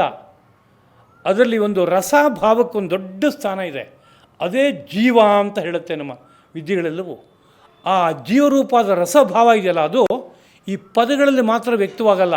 ಅದು ಹಿಂದ್ಗಡೆ ಪದವನ್ನು ಉಚ್ಚರಿಸಬೇಕಾದ್ರೆ ಧ್ವನಿ ಇದೆಯಲ್ಲ ಮತ್ತು ಮುಖಭಾವ ಇದೆಯಲ್ಲ, ಅದು ಎಲ್ಲದರ ಮೂಲಕ ವ್ಯಕ್ತವಾಗ್ತಾ ಇದೆ. ಅದು ಒಬ್ಬನಿಗೆ ತುಂಬ ಸಂತೋಷವಾಗಿದೆ ಅಂತ ಇಟ್ಕೊಳ್ಳಿ. ಸಂತೋಷವನ್ನು ಒಂದು ವಾಕ್ಯದಲ್ಲಿ ಅವನು ಬರೆದಿಟ್ಟಿದ್ದಾನೆ ಅಂದರೆ ಆ ಪದಗಳನ್ನು ಓದಿದಾಗ, ಬರೀ ಅದನ್ನೇ ಓದಿದಾಗ ಅವನಿಗೆ ಏನು ಭಾವ ಆಯಿತು ಅಂತ ಪೂರ್ತಿ ಗೊತ್ತಾಗಲ್ಲ. ಅದೇ ವಾಕ್ಯವನ್ನು ಅವನು ನೇರವಾಗಿ ಕೂತ್ಕೊಂಡು ನನಗೆ ಹೇಳ್ತಾನೆ ಅಂದರೆ ಆ ಸಂತೋಷ ಅವನಿಗೆ ಆಗಿ ಅದನ್ನೇ ಎಕ್ಸ್ಪ್ರೆಸ್ ಮಾಡ್ತಾ ಇದ್ದಾನೆ, ಹೇಳ್ತಾನೆ ಅಂತಂದರೆ ಅವನ ಮುಖದಲ್ಲಿ ಕಣ್ಣು ಅರಳುತ್ತೆ, ಮುಖ ವಿಕಸಿತವಾಗುತ್ತೆ, ಧ್ವನಿನಲ್ಲಿ ಏನೋ ವಿಶೇಷವಾದ ಉಲ್ಲಾಸ ಬರುತ್ತೆ. ಅದಷ್ಟು ಸೇರಿಕೊಂಡು ಆ ವಾಕ್ಯಕ್ಕೊಂದು ಜೀವ ಕೊಟ್ಬಿಡುತ್ತೆ, ಸಂಪೂರ್ಣವಾಗಿ ಭಾವನ ತುಂಬಿಕೊಡುತ್ತೆ. ಅದು ಎಲ್ಲ ಭಾರತೀಯವಾದಂಥ ಚಿಂತನೆಗಳೊಳಗೂ ಏನು ಅಂದರೆ ಒಂದು ವಿಷಯ ಅಂತಂದರೆ ವಿಷಯದ ಹಿಂದ್ಗಡೆಗೆ ಒಂದು ಭಾವ ರಸ ಅದೂ ಜೊತೆಗೆ ಸೇರಬೇಕು. ಕ್ರಮಕ್ರಮವಾಗಿ ಭಾವ ಮತ್ತು ರಸಗಳೇ ಆಳಬೇಕು. ಅದೇ ಪ್ರಧಾನವಾಗಿ ಸಾಹಿತ್ಯದ ಒಂದು ವೈಶಿಷ್ಟ್ಯ ಎಂಬುದಾಗಿ ಸಾರ್ತಾರೆ. ಈ ನೇರದಲ್ಲಿ ಯಾವುದೋ ಒಂದು ಉಪನಿಷತ್ ಮಂತ್ರವನ್ನು ಹೇಳ್ಕೊಡ್ಬೇಕು ಅಂತಾದಾಗಲೂ ಉಪನಿಷತ್ ಮಂತ್ರ ಅಂತಂದೊಡನೆ ಏನೋ ಕಂಠಸ್ಥ ಮಾಡಿರೋದು ಉಳೋದು, ಹೇಳೋದು, ಅದನ್ನು ಇನ್ನೊಬ್ಬ 2 ಸರಿ ಹೇಳೋದು, ಆಗ ಮುಂದಕ್ಕೆ ಹೋಯ್ತು ಅನ್ನೋ ತರಹ ಅಭಿಪ್ರಾಯದಲ್ಲಿ ಹೇಳ್ತಾ ಇಲ್ಲ. ಮತ್ತೇನಪ್ಪ ಅಂದರೆ ಆ ಉಪನಿಷತ್ ಮಂತ್ರವನ್ನು ಹೇಳುವಾಗ ಆ ಮಂತ್ರದ ಆಶಯ ಏನಿದೆ, ಆಶಯ ಅವರ ಅನುಭವಕ್ಕೆ ಸಿಕ್ಕಿದೆ, ಆ ಅನುಭವದ ರುಚಿ ಮೈ ತುಂಬಿಬಿಟ್ಟಿದೆ. ಆ ರುಚಿಯ ಜೊತೆಗೆ ಆ ಪದಗಳನ್ನು ಉಚ್ಚರಿಸ್ತಾ ಇದ್ದಾರೆ. ಹಾಗೆ ಉಚ್ಚರಿಸಿದಾಗ ಈ ವಾಕ್ಯವನ್ನು ಕೇಳ್ತಾ ಇರುವಾಗ ಹಿಂದ್ಗಡೆ ಇರೋ ಭಾವವೆಲ್ಲ ಬಂದು ಮೈಗೆ ತುಂಬಿಕೊಳ್ಳುತ್ತೆ. ಹಾಗಿರುತ್ತೆ ಅನ್ನೋ ವಿಷಯ ಉಂಟು. ಹಾಗೆ ವಿದ್ಯೆಯನ್ನು ಕಲಿಸಿದ್ರೆ ಮಾತ್ರ ವಿದ್ಯೆಗೆ ಜೀವ ಇರುತ್ತೆ. ಇಲ್ಲಿ ಹೋದರೆ ಒಂದಷ್ಟು ಸಮಾಚಾರಗಳು ಅಂತಾಗತ್ತೆ. ಒಂದಷ್ಟು ಸಮಾಚಾರಗಳು ಅಂತ ಬೇಡವೇ ನಿಮಗೆ ಅಂದರೆ ಬೇಕು, ಬದುಕಿಗೆ ಮಿತವಾಗಿ ಬೇಕು ಅಷ್ಟೇ, ತುಂಬ ಬೇಕಿಲ್ಲ. ತುಂಬ ಮುಖ್ಯವಾಗಿ ಬೇಕಾಗಿರೋದೇ ರಸಭಾವ. ಯಾಕೆಂದರೆ ಆ ಒಳಗಡೆ ಬೆಳೀತಾ ಇರೋ ಪರಮಾತ್ಮ ಇದ್ದಾನಲ್ಲ, ಅವನು ರಸನಿಧಿ, ರಸಸಾಗರ. ಅಲ್ಲಿಗೆ ಕರ್ಕೊಂಡು ಹೋಗಿ ತಲುಪಬೇಕಾದ್ರೆ ಈ ರಸ ಅಥವಾ ಭಾವವೇ ಜೀವ ಕ್ರಮಕ್ರಮವಾಗಿ ಅಲ್ಲಿಗೆ ಕರ್ಕೊಂಡು ಹೋಗಿ ತಲುಪಿಸುವಂಥದ್ದಾಗುತ್ತೆ. ಹಾಗಿರೋದ್ರಿಂದ ಆ ರಸ ಭಾವ ಇವೆಲ್ಲದರ ಜೊತೆಗೆ ಒಂದು ವಿಷಯ ಹರಿಯೋ ತರಹ ಆಗಬೇಕಾದ್ರೆ ಅದನ್ನು ಅನುಭವಿಸಿದ ವ್ಯಕ್ತಿ ತುಂಬ ಹೃದಯದಿಂದ ಅದನ್ನು ತನ್ನ ಅನುಭವದ ಭಾಗವನ್ನು ಹೊತ್ತು ತರುವ ಭಾಷೆಯಲ್ಲಿ, ಆ ಧ್ವನಿಯಲ್ಲಿ, ಆ ಮುಖಭಾವದಲ್ಲಿ ಅದನ್ನು ವ್ಯಕ್ತಪಡಿಸ್ಬೇಕು.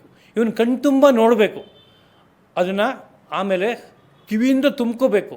ಅದನ್ನು ಹಾಗೆ ಉಚ್ಚರಿಸೋದಕ್ಕೆ ಬೇಕಾಗುವ ಅನುಕರಣೆಯನ್ನು ಮಾಡ್ಕೋತಾ ಕ್ರಮಕ್ರಮವಾಗಿ ಅನುಕರಣೆಯೋ ಅವನು ಯಾವ ಭಾವ ರಸವನ್ನು ಅನುಭವಿಸ್ತಾ ಇದ್ದಾನೋ ಆ ಕಡೆಗೆ ಕರ್ಕೊಂಡು ಹೋಗುವಂತೆ ಆಗಬೇಕದು.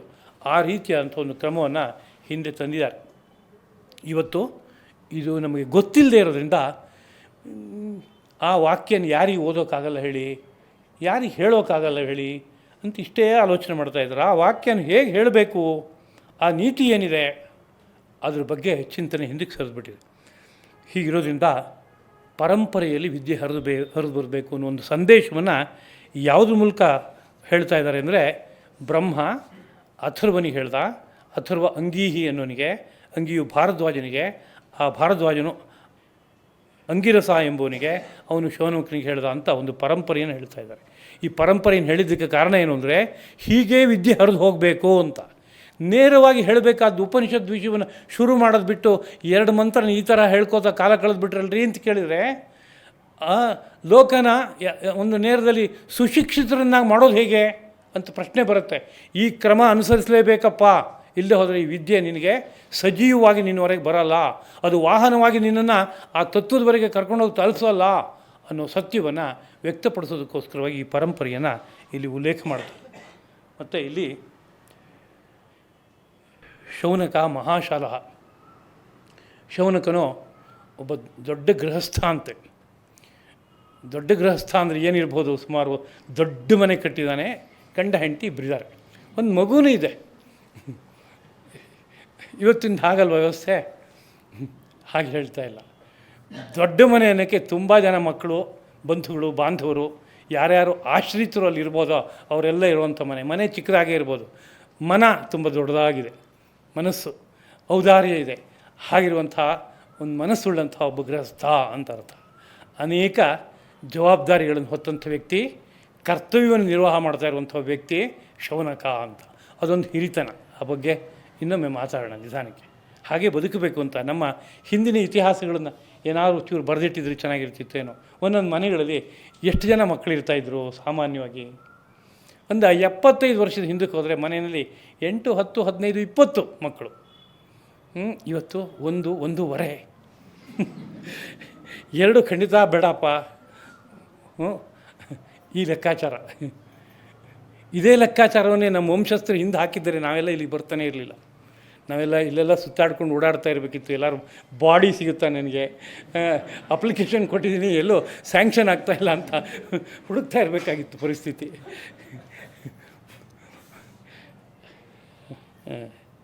ಅದರಿಂದ ಇದನ್ನು ಒಂದನ್ನು ಹೇಳ್ತಾ ಇದ್ದಾರೆ. ಎರಡನೇದು ವಿಧಿವದ್ ಉಪಸನ್ನಃ. ಶೌನಕ ಹೋಗಿ ಪ್ರಶ್ನೆ ಕೇಳ್ತಾ ಇದ್ದಾನೆ ಅಂಗಿರಸನನ್ನು. ಕೇಳುವಾಗ ವಿಧಿವತ್ ಉಪಸನ್ನಃ, ಕ್ರಮವಾಗಿ ಹೋಗಿ ಪ್ರಶ್ನೆ ಕೇಳ್ತಾ ಇದ್ದಾನೆ ಅಂತ. ಕ್ರಮವಾಗಿ ಹೋಗಿ ಪ್ರಶ್ನೆ ಕೇಳೋದು ಅಂದರೆ ಏನು ರೀ ವೈಶಿಷ್ಟ್ಯ? ನಡ್ಕೊಂಡು ಹೋದ ಅಂತ ಹೇಳ್ತೀರಾ, ಕಾರಲ್ಲಿ ಹೋದ ಅಂತ ಹೇಳ್ತೀರಾ? ಇವತ್ತಿನ ಕಾಲದಲ್ಲಿ ಕಾರಿದೆ, ಅವತ್ತಿನ ಕಾಲದಲ್ಲಿ ನಡ್ಕೊಂಡು ಹೋದ. ಆಮೇಲೆ ಬಾಗಿಲು ತಟ್ಟದ, ಒಳಗಡೆ ಇದ್ದೀರಾ ಸಾರ್ ಅಂತ ಕೇಳ್ದ. ಆಮೇಲೆ ನಮಗೆ ಇದೊಂದು ವಿದ್ಯೆ ಹೇಳ್ಕೊಡ್ತೀರಾ ಅಂತ ಕೇಳ್ದ.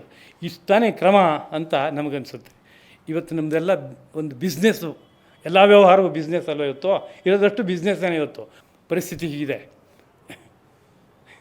ಆದರೆ ವಿದ್ಯೆ ಒಳಗಡೆ ತುಂಬ್ಕೋಬೇಕಾದ್ರೆ ತುಂಬ ಪ್ರಧಾನವಾದ ಕೆಲವು ಧರ್ಮಗಳಿರಬೇಕು.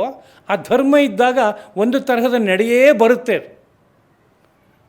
ಅದನ್ನು ಜ್ಞಾಪಿಸ್ತಾ ಇದ್ದಾರೆ. ವಿದ್ಯೆ ಬರಬೇಕು ಅಂತಂದರೆ ಅದ್ರ ಬಗ್ಗೆ ತುಂಬ ತೀವ್ರವಾದ ಆಸೆ ಇರಬೇಕು. ಅಷ್ಟು ದೊಡ್ಡ ವಿಷಯ ಅಂತೆ ಅದು ವಿದ್ಯೆ. ಅದನ್ನ ನನಗೆ ನಿಜವಾಗ್ಲೂ ಅನುಗ್ರಹಿಸ್ಕೊಡ್ತಾರಾ, ನಾನು ನಿಜವಾಗ್ಲೂ ಅದನ್ನು ತುಂಬ್ಕೊಳ್ಳೋಕ್ಕಾಗತ್ತಾ ಅಂತ ಒಂದು ತೀವ್ರವಾದ ಹಂಬಲ ಇರಬೇಕು. ಮತ್ತು ವಿದ್ಯೆಯನ್ನು ಯಾರ ಹತ್ರ ಕಲಿಯಕ್ಕೆ ಹೋಗ್ತಾ ಇದ್ದೀನೋ ಅವ್ರ ಬಗ್ಗೆ ಅಪಾರವಾದ ಗೌರವ ಇರಬೇಕು. ಹಾಗೆ ಗೌರವ ಇದ್ದು ಒಬ್ಬ ವ್ಯಕ್ತಿ ಹೆಜ್ಜೆ ಆಗ್ತಾನೆ ಅಂದರೆ ಕೈ ಮುಕ್ಕೊಂಡು ನಿಧಾನಕ್ಕೆ ಏನು ಅನ್ಕೋತಾರೋ ನನ್ನ ಬಗ್ಗೆ ಯಾವ ಕಾರಣಕ್ಕೂ ಅವ್ರಿಗೆ ತಪ್ಪು ಅಭಿಪ್ರಾಯ ಬರಬಾರ್ದು ಅಂತ ಅನ್ನಿಸ್ಕೊಂಡು ವಿನೀತನಾಗಿ ಹೋಗ್ತಾನೆ, ತಲೆಬಾಗಿ ಹೋಗ್ತಾನೆ ಪೂರ್ತಿಯಾಗಿ. ಅದು ವಿಧಿ ಕ್ರಮ. ಅದ್ರ ಜೊತೆಗೆ ಹಾಗೆಯೇ ಬೇರೆ ಉಪನಿಷತ್ತಲ್ಲಿ ಬರುತ್ತೆ, ಕೈನಲ್ಲಿ ಒಂದು ಸಮಿತ್ತನ್ನು ಇಟ್ಕೊಂಡು ಹೋಗುವಂಥದ್ದು ಅಂತ. ಸಮಿತ್ ಅಂದರೆ ಗೊತ್ತಾ? ಅದು ಒಂದು ಮರದ ತುಂಡು ಅಂತಲ್ವಾ, ಹೋಮಕ್ಕೆ ಎಸೆಯೋದು, ಹೋಮಕ್ಕೆ ಹಾಕೋದು. ಆಗಲಿ, ಪರವಾಗಿಲ್ಲ, ತೊಂದರೆ ಇಲ್ಲ, ಸರಿ ಇದೆಯಮ್ಮ ಹೇಳಿದ್ದು. ತಮಾಷೆ ಮಾಡ್ತಾಯಿದ್ದೀನಿ ಕೆಲವು ಸಂದರ್ಭದಲ್ಲಿ. ಕಾರಣ ಎಲ್ಲ ಸೀರಿಯಸ್ ಆದ ವಿಷಯ ಆಗಿಬಿಟ್ರೆ ನಿಮಗೆ ಎಲ್ಲಿ ಅಕಸ್ಮಾತ್ ತುಂಬ ಭಾರ ಅಂತ ಅನಿಸಿ ಲೇಟಾಗಿ ಬರೋದು, ಬರದೇ ಇರೋದು, ಕೊನೆಯಲ್ಲಿ 2 ನಿಮಿಷ ಬಂದು ಹೋಗೋದು, ಹೀಗೆಲ್ಲ ಆಗದೆ ನೀವು ತುಂಬ್ಕೊಂಡು ಬರಬೇಕು ಅಂತ ನಮ್ಗೆ ಆಸೆ. ಅದಕ್ಕೋಸ್ಕರ ತಮಾಷೆ ಮಧ್ಯದಲ್ಲಿ ಒಂಚೂರು ಸೇರಿಸ್ತಾ ಇದ್ದೀನಿ. ಸಮಿತ್ ಅಂದರೆ ಅಗ್ನಿಯನ್ನು ಉರಿಸೋದಕ್ಕೆ ಸಾಧನವಾಗಿರುವಂಥ ನಿರ್ದಿಷ್ಟವಾದ ವೃಕ್ಷಗಳ ಒಂದೊಂದು ಕಡ್ಡಿ. ಅದಕ್ಕೆ ನಿರ್ದಿಷ್ಟವಾದ ಗಾತ್ರ ಎಲ್ಲ ಇರುತ್ತೆ, ಉದ್ದ ಎಲ್ಲ ಇರುತ್ತೆ. ಅದಕ್ಕೆ ಸಮಿತ್ ಅಂತ ಕರೀತಾರೆ. ಕೈನಲ್ಲಿ ಒಂದು ಸಮಿತ್ತನ್ನು ಹಿಡ್ಕೊಂಡು ಹೋಗಬೇಕು ಶಿಷ್ಯನಾದವನು. ಯಾಕೆ ಅಂತ ಕೇಳಿದರೆ, ಸಮಿತ್ ಅನ್ನೋದು ಏನದು ಅಂತ ಕೇಳಿದರೆ ಯಜ್ಞಕ್ಕೆ ಬಳಕೆ ಆಗುವಂಥ ಒಂದು ವಸ್ತು. ಇವನು ಸಹ ಯಜ್ಞರೂಪವಾಗಿ ಒಂದು ವಿದ್ಯೆಯನ್ನು ಕಲಿಯಕ್ಕೆ ಹೋಗ್ತಾ ಇದ್ದಾನೆ. ಅವನ ಉದ್ದೇಶ ಅದಿದೆ. ಆ ಉದ್ದೇಶಕ್ಕೆ ಪೂರಕವಾಗಿ ಕೈನಲ್ಲಿ ಒಂದು ಸಮಿತ್ತನ್ನು ಧಾರಣೆ ಮಾಡಿಕೊಂಡು ಅವನು ಗುರುಗಳ ಮನೆಗೆ ಹೋಗಿ ಗುರುಗಳಿಗೆ ಹೋಗಿ ಪ್ರದಕ್ಷಿಣೆ ನಮಸ್ಕಾರವನ್ನು ಮಾಡಿ ಪ್ರಾರ್ಥನೆ ಮಾಡ್ಕೋತಾನೆ, ನನಗೆ ದಯವಿಟ್ಟು ಇಂಥ ಒಂದು ವಿದ್ಯೆಯನ್ನು ಅನುಗ್ರಹಿಸಿಕೊಡ್ಬೋದೇ ಅಂತ. ಇಲ್ಲಿ ಕೆಲವು ಕ್ರಮಗಳೆಲ್ಲ ಬಂತಲ್ಲ, ಅದನ್ನು ವಿಧಿವತ್ತಾಗಿ ಎಂಬುದಾಗಿ ಸ್ಮರಿಸ್ತಾ ಇದ್ದಾರೆ. ಇಲ್ಲಿಂದ ಮುಂದಕ್ಕೆ ವಿದ್ಯಾ ಸಂಬಂಧಪಟ್ಟಂಥ ವಿಷಯಗಳ ಪ್ರಸ್ತಾಪ ಆರಂಭವಾಗುತ್ತೆ ಮುಂದಿನ ಮಾತಿನಲ್ಲಿ. ಇವತ್ತಿನ ಪಾಠವನ್ನು ಇಲ್ಲಿಗೆ ಸಮಾರೋಪ ಮಾಡೋಣ. ಇದ್ರ ಬಗ್ಗೆ ಇನ್ನೇನಾದ್ರು ಚಿಂತನೆ ಮಾಡೋ ವಿಷಯ ಇದ್ದರೂ ಕಾಲಕಾಲದಲ್ಲಿ ಚಿಂತನೆ ಮಾಡ್ಕೊಳ್ಳೋಣ ಅಂತ ನೆನಪಿಸ್ಕೊಂಡು ಈ 4 ಮಾತುಗಳನ್ನು ಸದ್ಗುರುವಿನ ಪವಿತ್ರವಾದ ಪದಪದ್ಮಗಳಲ್ಲಿ ಸಮರ್ಪಿಸ್ತಾ ಇದ್ದೀನಿ. ಕಾಯೇನ ವಾಚ ಮನಸ ಇಂದ್ರಿಯೈರ್ವಾ ಬುದ್ಧ್ಯ ಆತ್ಮನಾ ವಾ ಪ್ರಕೃತಿ ಸ್ವಭಾವಾತ್ ಕರೋಮಿ ಯದ್ಯತ್ ಸಕಲಂ ಪರಸ್ಮೈ ನಾರಾಯಣಾಯೇತಿ ಸಮರ್ಪಯಾಮಿ. ಶ್ರೀಕೃಷ್ಣ ಅರ್ಪಣಮಸ್ತು.